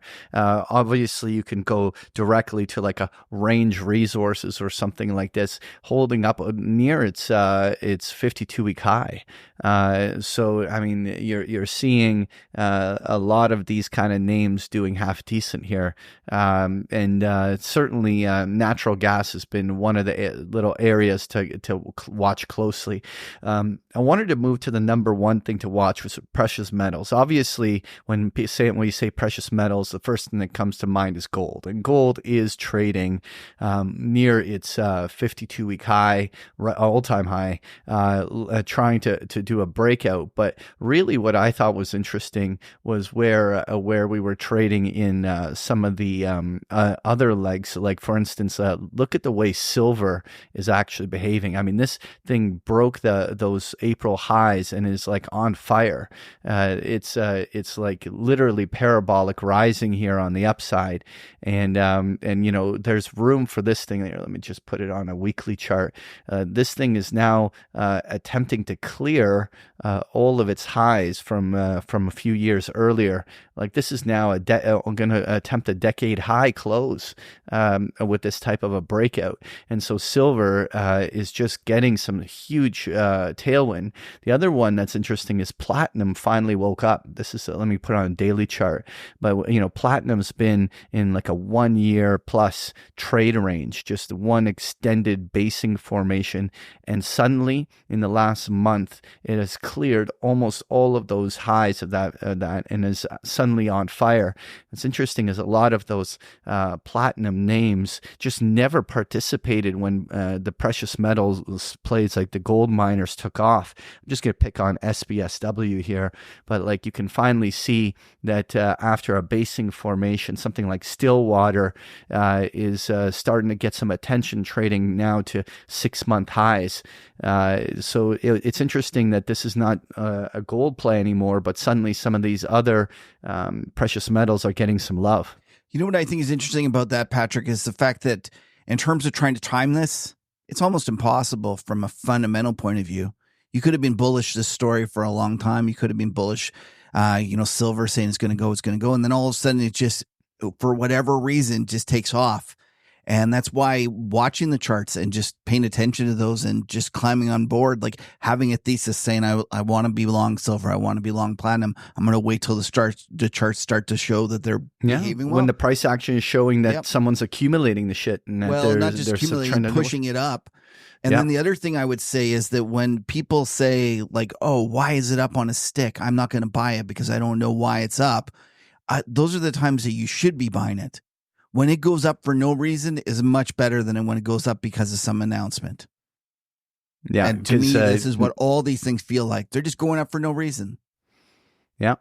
And, you can't ignore it. And that's interesting because like let's just take a look at the Bloomberg Commodity Index through the ETF here. So I have like the DJP, and look at the way that Bloomberg Commodity Index is bulling. And you know what? Oil is such an important component. And this thing is ripping without oil actually contributing. And the way this consolidation happened, the way it broke to new highs, like this Bloomberg Commodity Index is literally breaking out a 2-year high. I didn't realize that today. Yeah, DJP. So what's in there? Let me just go pull this up. It's the Bloomberg Commodity Index. At least it's tracking the Bloomberg Commodity Index. You can certainly look at the percentage breakdowns of it. It. They don't put it on the Bloomberg. DJP, right? Yeah. Okay, I think, are they not just using the commodity index futures to basket in there? I didn't. Do you have to maybe look at the actual Bloomberg Commodity Index itself? Yeah, I guess I have to do. So it's supposed to track the BCom? Yeah. Okay. Yeah. So it's just the listed commodities. Anyways, this thing looks great. Yeah. Like it really You know, does. and break out. and that's with oil not participating. And this is sort of my whole idea, is that maybe oil finally turns here, because I mean the entire space is like entire commodity basket is getting love, and at some point, if oil contributes, then that's a real bull market. It'll be really interesting to see whether commodities just really get rolling here. Yeah, the gap higher. It's a really interesting day, actually. I didn't realize this. Yeah. And so anyway, I think it's really interesting. Like we were 2 weeks ago, commodities was on our top 3 things to watch. It clearly was correct thing to keep an eye out, and things just keep rolling here. Anyway, let's circle to the S&P 500 here for a moment, right? Now, on a cash index basis, we broke to a fresh new high. The futures did print a little bit higher high than its March level, but clearly this is no longer just a retracement. When we got back above that 50-day moving average a couple of weeks ago, the S&P 500 didn't look back. I mean, the average pullback was 20 S&P points before the buy on dip traders would lean into it and take it right back to new highs. We're outright in a new accumulation cycle. And it's interesting is we now have gotten past all the economic news hurdles that were sort of in the way of the market, and the market just kind of brushed off each one of those economic news things and kept plugging along higher. And now we're in this pocket where we have obviously a number of global long weekends coming up, no major economic news, volatility virtually imploding. That's amazing, but suddenly we've gotten into this complacency where we might be already in the summer doldrums. And what's interesting, and what I actually would like to kind of point out, so look at the 1 month VIX, right? And so the VIX has now literally dropped to its year lows, right? And we saw in December of last year, VIX at these lower levels, but we literally are on almost at we're at the bottom end of the 12 handle. We might see 11 handle on the VIX the way this is looking during an advance. And that's, I guess, if you think about it, with no major economic news and nothing on the front, well, maybe vol being this cheap for the next 30 days makes sense. But what blows my mind, Kev, is when you go to 6 month and 1 year vol, the 6 month volatility is at a fresh new low. 1 year volatility at a fresh new low. Literally, their pricing. Then we're talking about inevitable 6 and 12 months will capture the first rate cut by the Fed. It will capture the U.S. elections. It will capture if there was going to be an economic impact for these higher rates. It would almost certainly happen within that 6 to 12 month window. And yet we're seeing implieds on that kind of duration at their lows. And not only that, Patrick, with the interest rates here and the forward, trading so high in terms of the S&P 500 future, the puts are just dirt cheap on an absolute level. Absolutely dirt cheap. Yeah.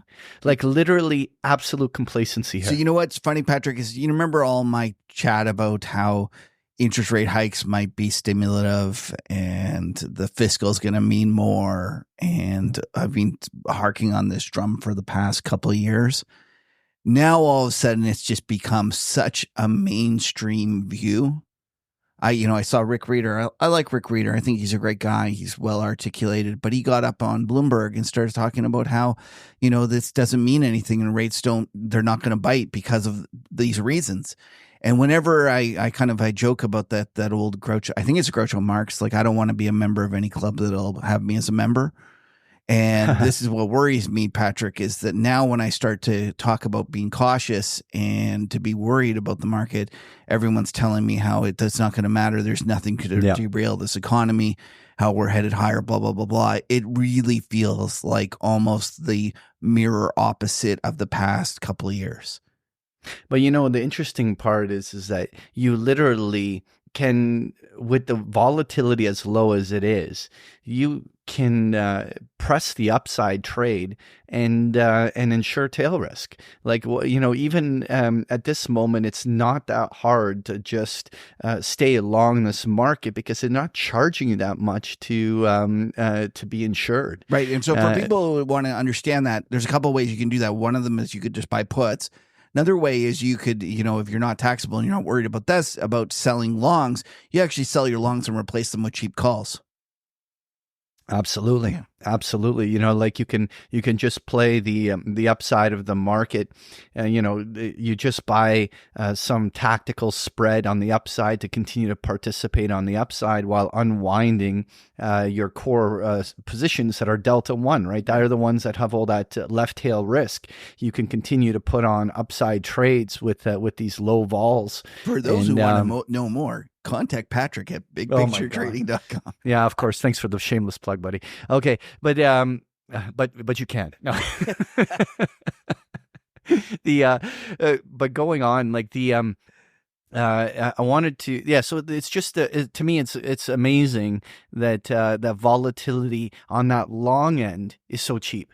That's where I can't wrap it around, because I can see that if the stock market was going through a bigger topping formation, that let's say overhead resistance in between 5,200 to 5,500 becomes heavy, and we have all sorts of failed rallies and trade sideways for the summer. I mean, so an implied vol on a 12 handle on the VIX might actually be the right vol for 30 days. Yeah.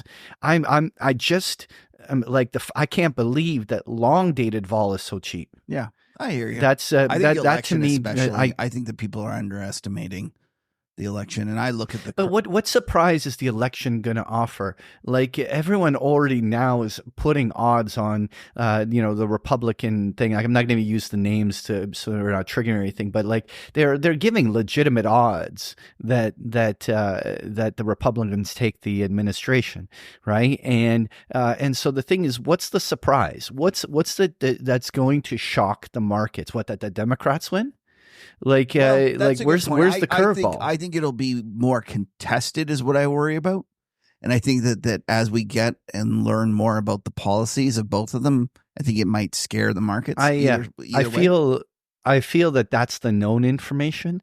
I'm more curious about the thing that we're not talking about. That's something that is an unintended consequence of all of this that we're not pricing in. That is the bigger variable in my mind. And if I knew what that was, then it wouldn't be the surprise. What about if Trump actually gets convicted of something and they don't let him run? Can you imagine the shit show? Like, we're not making any political judgments. Don't send us anything. I'm just saying in terms of the contention and the volatility in the markets during that process would be, unbelievable.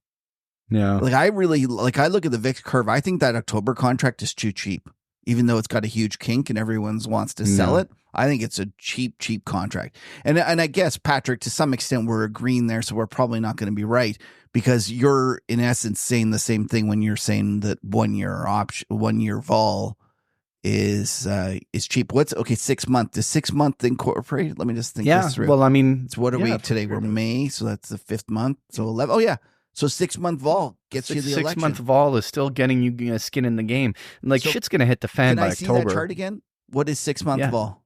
Here, let me pull it up here. What's the symbol? Like, how do I get this thing? I just know on trading. 6M? It's a 6M, yeah. Okay, so can you zoom out? I'd like to see on a longer term basis. Sure, let me put on looking weekly. Like, yeah, you have to go back to pre-Volmageddon days to see vol this low.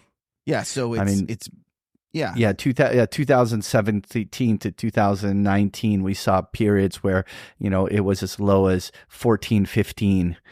God, that's cheap. But this is. I feel like that's you. Jeez, you know me. I hate being long vol, but like that's like, you have limited Vega risk here and all the vol upside. You know what? Like, maybe straddle 6 months out here. I saw someone joking about that somewhere in some of my trading group, or maybe on Twitter, someone saying just buy the 6 month straddle. And drive away, go away. Well, I don't know if you got to piggyback that. Like you can't just walk away from once it. a month you trade. Yeah. You have to kind of make some adjusting moves on it if where needed. But yeah, anyway, to me that's crazy. So what is also interesting, but since we're on equities, is so the Euro stock has been obviously doing fantastic, right? Like much to everyone who's a bear, who's the whole world, tells you all the time, oh no, this can't go up. Socialist Europe, blah, blah, blah, blah, blah. You hear all the time how it can't go up. Well, it's really, to be honest, behaved it's been more or less in line with the S&P. Well, right? Like, no, okay, look, it bottomed. Okay, it bottomed in October. Second, Patrick, but even to keep up like remotely, the S&P has been on impressive. Fire. Like it's been an unbelievable index.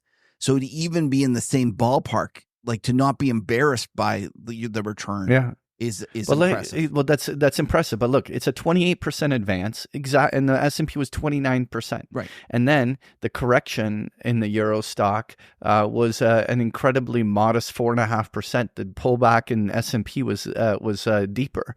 And here, the thing broke back and retested its highs faster. So like it is, it is mirroring the S&P. I mean, that's the best way to, at this point, call it. I mean, it's more or less in line. Like if it was a U.S. indice, like at least it's been behaving that way. I'm not suggesting that that's the way it's going to continue to behave, but that's certainly been the way. That everyone says that it can't perform as well as the S&P, and yet it is. Mm-hmm. So to that extent, it's actually a huge surprise. Yeah. Yeah.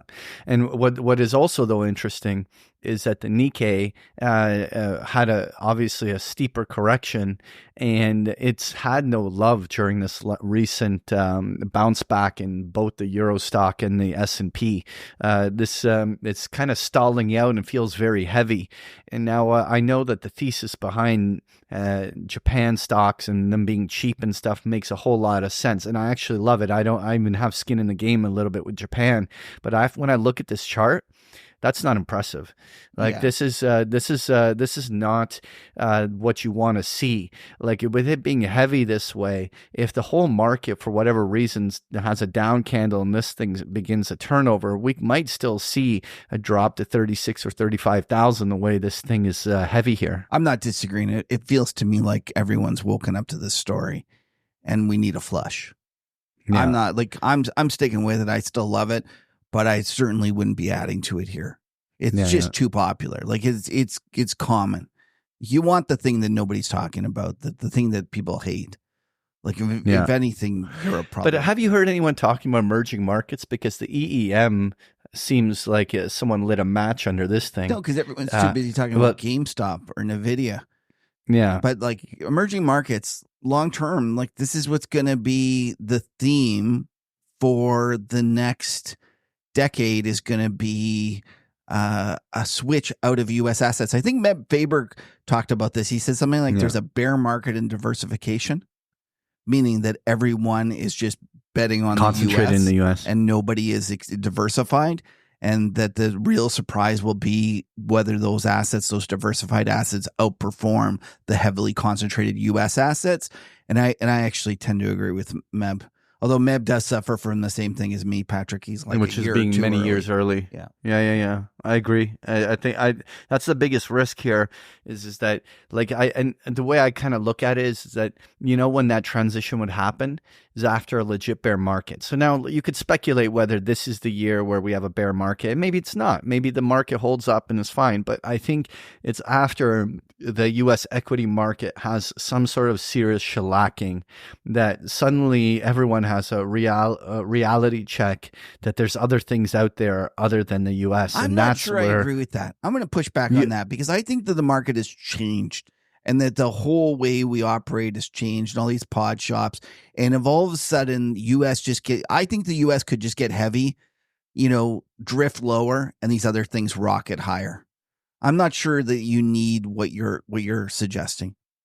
I'm not saying you're wrong. I'm just saying I don't think that that's a necessary. I think you could use the traditional playbook, which is, when we get. I think that the global economy is still going to suffer from higher interest rates, even though everyone seems to have made this no landing, soft landing thesis their core one. I still think the global economies suffer from the high interest rates at some point, and that will ultimately reflect in a typical business cycle, an economic cycle. And then when the green shoots appear on the other end, and we go through some sort of a more prolonged US dollar bear market, is when emerging markets are their rock and roll phase. And I think that that's kind of the window where emerging markets will be rock stars again. And I think you have to let for me, my thesis is you let the cycle play out and wait for when we're emerging out of some sort of economic slowdown, and we see those signs, that's when you really load up on emerging markets. Okay, I'm going to say, to the other side of that, I'm going to say that you should throw out all your old playbooks. All you have to do is look at like gold versus the dollar versus interest rates. That doesn't work. All you have to do is look at interest rates versus the stock market. The reality is that the fiscal changed it. And I think that the mistake that a lot of investors are making are using old patterns that existed for the past 10, 20, 30 years, and the market's changed. So you might be right. I don't think that the one thing that hasn't changed is that the emerging markets carry very large amounts of US dollar denominated debt. And a US dollar. They've actually reduced it.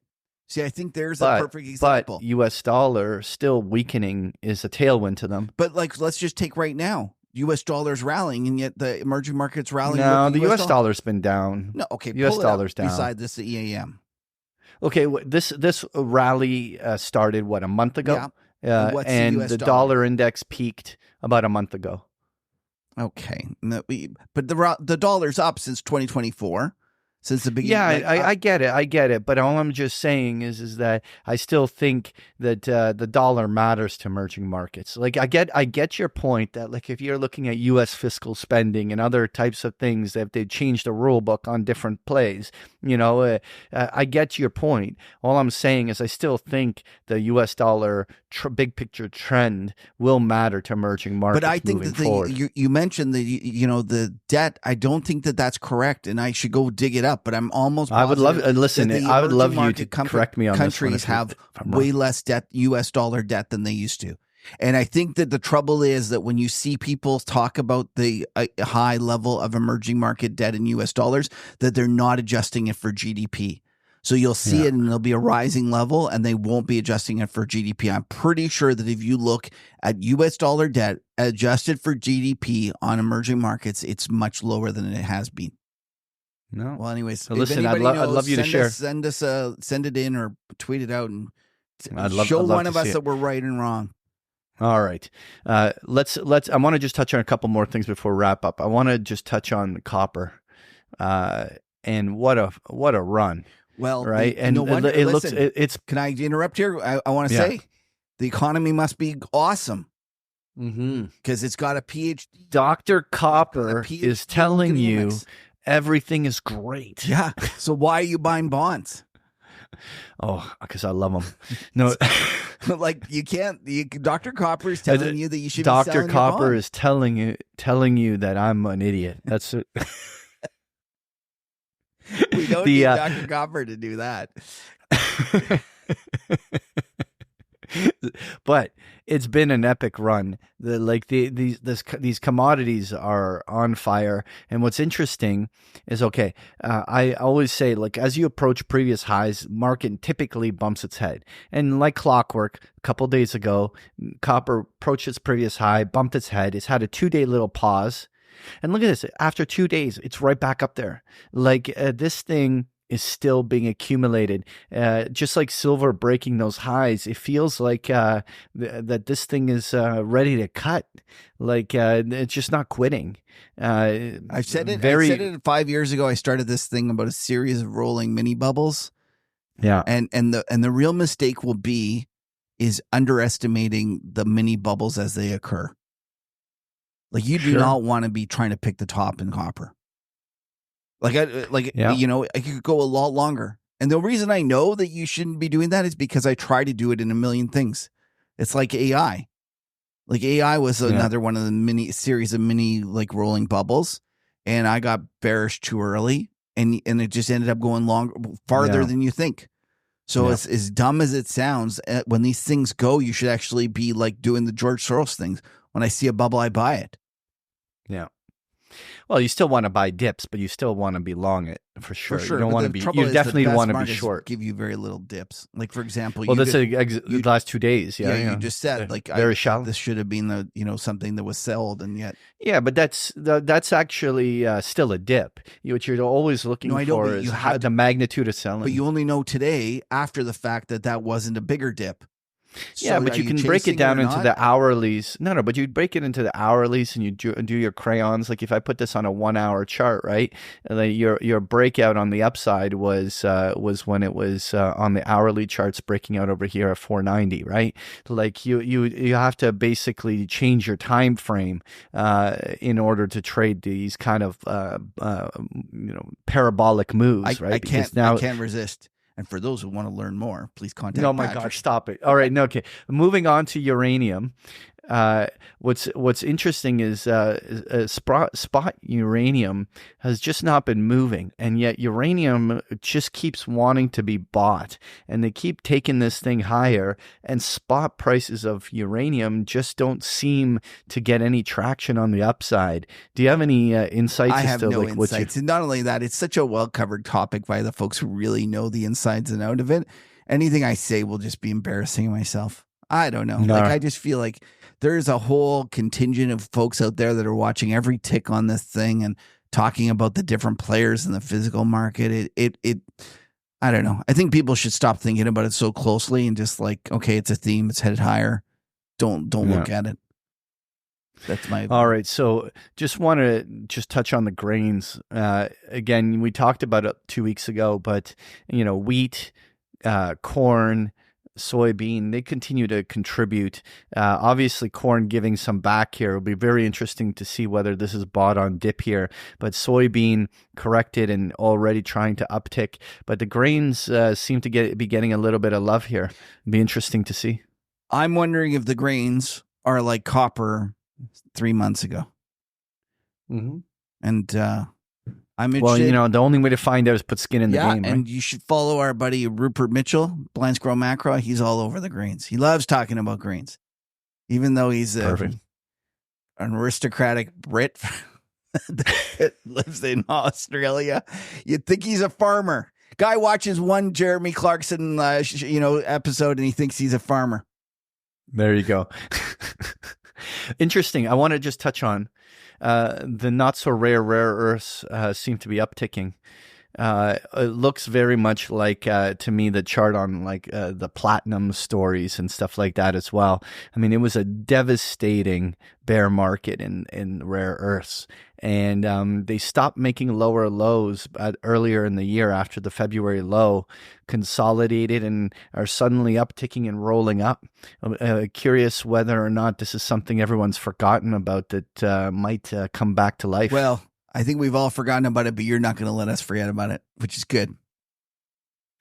Patrick loves his rare earths, even though they're not so rare earths. It's like you're the only guy I know that ever talks about this thing. Van Eck should be sending you a check. There you go. Anyway, just touching lastly on bonds. This is a 10-year bond. Maybe we should just look at it through yields. So when the 10-year yield put in its swing high about a month ago, it's been coming off on the 10-year. Again, like this entire rise has been in the backdrop of those hot inflation numbers. And the bigger question here is that if things really do just kind of settle in here, forget about a disinflationary impulse, but just settle in here, and the inflation is not the same boogeyman everyone was making it out to be, then have we saw the high of yields for the year, and it doesn't change the fact that I know you're super bearish for the next several decades, thinking that bonds are going to be awful. But I'm just talking about the short-term call. And after such a move, it's entirely plausible that that's going to be the upper ceiling of these yields for at least the second half of this year. Yeah, I don't know. You might be right. I'm not going to say you're wrong. I definitely, I would rather own the front end than the long end. I still think the long end is I don't, more but Joe, listen, that's not necessarily a super bullish call I'm making. No, I'm not like saying yields are going to 3 or 2%. I'm simply saying that I think that those bond bears that were looking for a big breakdown from this inflation, I think the worst is probably in, and that could kind of, I think it's just going to keep bonds in a muddle. But you're right that the 2-year bond is definitely where you have something interesting, because right now, like, the market went from pricing in 7 rate cuts to, will the Fed cut it all? And it's like everyone running from one side of the boat to the other side of the boat, each time it capsizing one side or the other, and somewhere down the middle is what's going to happen. And so, will we have a scenario where, everyone realizes that they will do some more cuts this year, and they have to be pricing in more rate cuts than they are, and suddenly the 2-year just does better, and then we see the yields come off this 5% level and head down to 4% or somewhere. So I think that your comment that the highs are in for the 10-year might not be correct, but I think that they very likely could be in for the 2-year. And I would contend that if you got any sense of a weakening number, the market would very quickly price in a lot of cuts again. Whether they actually do those cuts will be another story. But to your point about the 2-year yield, they'll start pricing it in. And so it wouldn't surprise me at all if you are correct in terms of the 2-year. All right. That's all I got. Was there a chart you wanted to look at? No, I didn't know. Crayons with Kev is a bust this week. All right. Okay, so let's wrap her up. Okay, buddy. well, thanks for tuning into the Market Huddle. Well, you guys know the drill. Patrick, where can they find you? You can find me at bigpicturetrading.com or follow me on Twitter at Patrick Ceresna. Kev, where can they find you in that fantastic newsletter? Thank you very much. Thank you very much. They can go check me out at Kevin at themacrotourist.com, or sorry, actually at themacrotourist.com. And listen, we can never have too many friends. Bear market, bull market. We're just happy to spend some time together on this crazy ride. Now stick around for the after show. Okay, you got to rate your beer. By the way, I just realized you didn't talk about any of the meme stocks. Like, what's going on there? My God.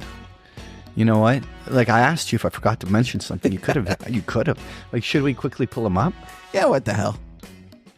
Like, it's an after show thing. If anyone was crazy enough you know to what? stick Actually, around. they're very fitting for the after show. Right.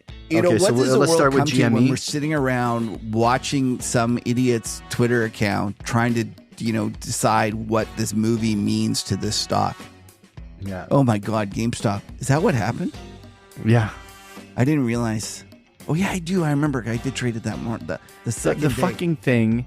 The thing went from $10 to $65 back to 10. No, it was even higher than 65. Because I was the one morning I woke up and I think I was shorting some and it was 79. Well, this is, I guess, the maybe pre-market. It might have done something crazy. Yeah, let me just look here because I think pre-market it definitely ticked higher. And how about this? Like pre-market, them jerking it around in the aftermarkets. Yeah, like it actually is really dumb that they allow these things to trade in the I get it, free markets, free men, or free people, but it definitely feels like the only idiots are. Although having said that, sometimes it goes even higher. Okay, let's look here on the 14th. Yeah, we woke up. It traded at $80 in the pre-market. Wait, what did it trade at? $80. Yeah, wow. It had but that's ridiculous. And look, and they just it gave it all back. Right. It's like everyone knows that this is a scam. There's just some idiots out there that always need to be separated from their money. And so every once in a while, the market just needs to do this. So everyone just gives away some of their money just because Patrick, they want. You're talking like a suit, man. I started talking about this on the desk about how it's just doing bad things for the markets as a whole. And one of the guys, the young guy, says to me, he's like, "You're just like a suit." And then I always remember, do you remember Entourage? Did you ever watch that? There was an episode where there was some film director and he talked about the fucking suits. And if you put in fucking suits and Entourage, you'll see that there's like a picture. Go to images and there's some guy. It's of you. It's of you. Yeah, it's not me. Oh no, it's Suits Suck. That's it. It's not fucking Suits. It's Suits Suck. That's gonna be you. You're a suit. I'm gonna get a shirt that says Suits Suck. Power to the people, man. There you go. We'll all join the Hugh Hendry Club and just wear t-shirts. As long as you change your t-shirt, I'll be happy. You'll. All right, let me rate this beer. This is fantastic. Yeah? This is actually a fantastic beer. And you know what? Danny, did it say where it's brewed? Is this give me a second. I don't know if you can... Danny, I don't expect you to do one thing. See if you can find Belgium. it. Like, it's Belgium, no? It's a Belgian. No, you like it. Dude, this is fantastic freaking beer.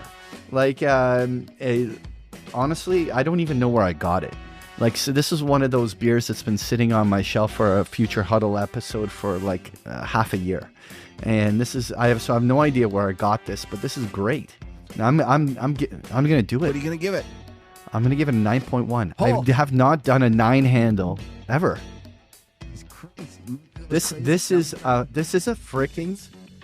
You know what? If GameStop can go to 65, I can give a 9. I like it. How was, by the way, now that I have both you guys on here, how was the debaucherous Mexico trip? Well, listen, my birthday was fantastic. Danny dodged it, but for that he came afterwards, right? No. Danny no. didn't, but don't worry about that. But the point is, it was the birthday was debaucherous, and the party was awesome. We had our big mastermind event, and we had 15 of our 25 insiders come in there. And we traded live for a week, and then partied on a boat all day. Seriously? It was But wait, awesome. aren't you guys trading? Or you guys trade in the morning and then? No. On the Saturday we were on the boat. Oh, Saturday.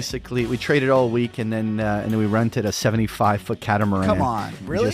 And we just like partied for an entire day. It was pretty epic. I can only imagine the alcohol that was consumed there. Yeah, it got ugly, and half of them are like Starks from the north, so they all turned red, like sun. they were like the Starks visiting the Dothraki, like they the sun ate them alive. Brilliant. They have to put on like that white layer of zinc on their whole body. Oh, but it was worth it. It was worth it. That's so funny. Actually, so where they were, there's two people that burn, like the redheads and then the really white, like white hair almost. I think when you're just a northerner in general, your skin just doesn't get used. You don't create the base. Your skin just is not ready for it. Yeah. And so that first round of exposure to the sun. What about Daniel? His people in England haven't seen the sun since like 1622. Oh no, the British are famous for the lobster red. Yeah. Oh yeah. That's like a thing. Have you never watched Brits Abroad? There's a whole TV program dedicated to it. I recommend it. I'll send you it. It's fantastic. Brits Abroad. Oh, I like it. Yeah. Benidorm. Spoiler alert. Spoiler alert. They all turn red like lobsters. It's Oh God, I'm just looking at this. This is awesome. Yeah. Oh God, you guys are hilarious. Oh, this is really funny. I just looking at these pictures. Yeah. Usually somebody's got like a pint in their hands and maybe like a little box of chips. Yeah. Oh yeah. Which are French fries for you guys, right? Chips are French fries for you guys, right? It's chips. It's chips, lad, not French fries. That's for French people. Yeah, that's exactly right. How many seasons of this thing is there? Oh, there's 12. Oh, okay. It's like there's loads. You got like Blackpool, Benidorm. That's like the two famous hotspots for Brits abroad. So. And don't you guys go to that island in the Mediterranean a lot as well? What, Ibiza? Yeah. Oh yeah. Oh yeah. Yeah. That's a very famous Brit spot. Right. Yeah. And then Ibiza. Spain, I think you guys go to as well, right? Oh, Portugal, Spain. we pretty much colonized that it. entire. Yeah. I'd be careful saying that. You're going to get canceled. Oh god. Oh. Oh god. Anyway, how's things with you, Kev? Well, you're missing May 2-4, buddy. I know. I know. So, you know, It sounds we're going to horrible. go. I would have been a bust We're gonna go anyway. swimming? Oh yeah, you know what? We used to do that, like, because my cottage back when I was back in Toronto was on Lake Simcoe on Snake Island, and we would do the May 2-4 polar bear For sure. dive. Right, like that was a tradition. It's not the same as cutting a hole in the ice No. the really hardcore people do, but it's still like 4-degree water. Like there's ice still floating around the lake. Sometimes, not this year. Sometimes, Like, not this year, right? It's really good. But it's usually really cold water, and so it's a good dive. Yeah. I'm missing Wait, it. Yeah. Yeah. We miss you too, Patrick. Oh. You know what? I would have been a bore this time. I had my laser eye surgery just 48 hours ago, and everything's still blurry. That explains like, your. It makes the that's- charts more clear. that Actually, explains you know, your like chart what- analysis. yeah, exactly. Oh no! Hey, you feeling good about it? Yeah, my eyes are starting to get better now. Did they do after, two after at a 40 time, hours. or did they do one at one? Yeah, they did both. Isn't so that it's kind of like, gambling? Aren't you supposed to do one at a time? Am I wrong? No, they do both, and you suffer for 48 hours, but slowly it's coming back Right, here. like, Looking forward what to if they my fuck one up? taking my surfing career to a little next level now that I don't. Yeah, have because to, that was the problem, right? You couldn't see. That was the Well, issue. yeah, and wearing well, and then I have no skill, and that's the other problem. By the way, Cuppy heard us that you're a surfer as well, and he's extended the invitation. He wants to get you out in Puerto Rico. Yeah, I'm gonna definitely. That's on my short list actually to come out surfing with him for sure. I'm kind of scared to be around you and Cuppy together drinking.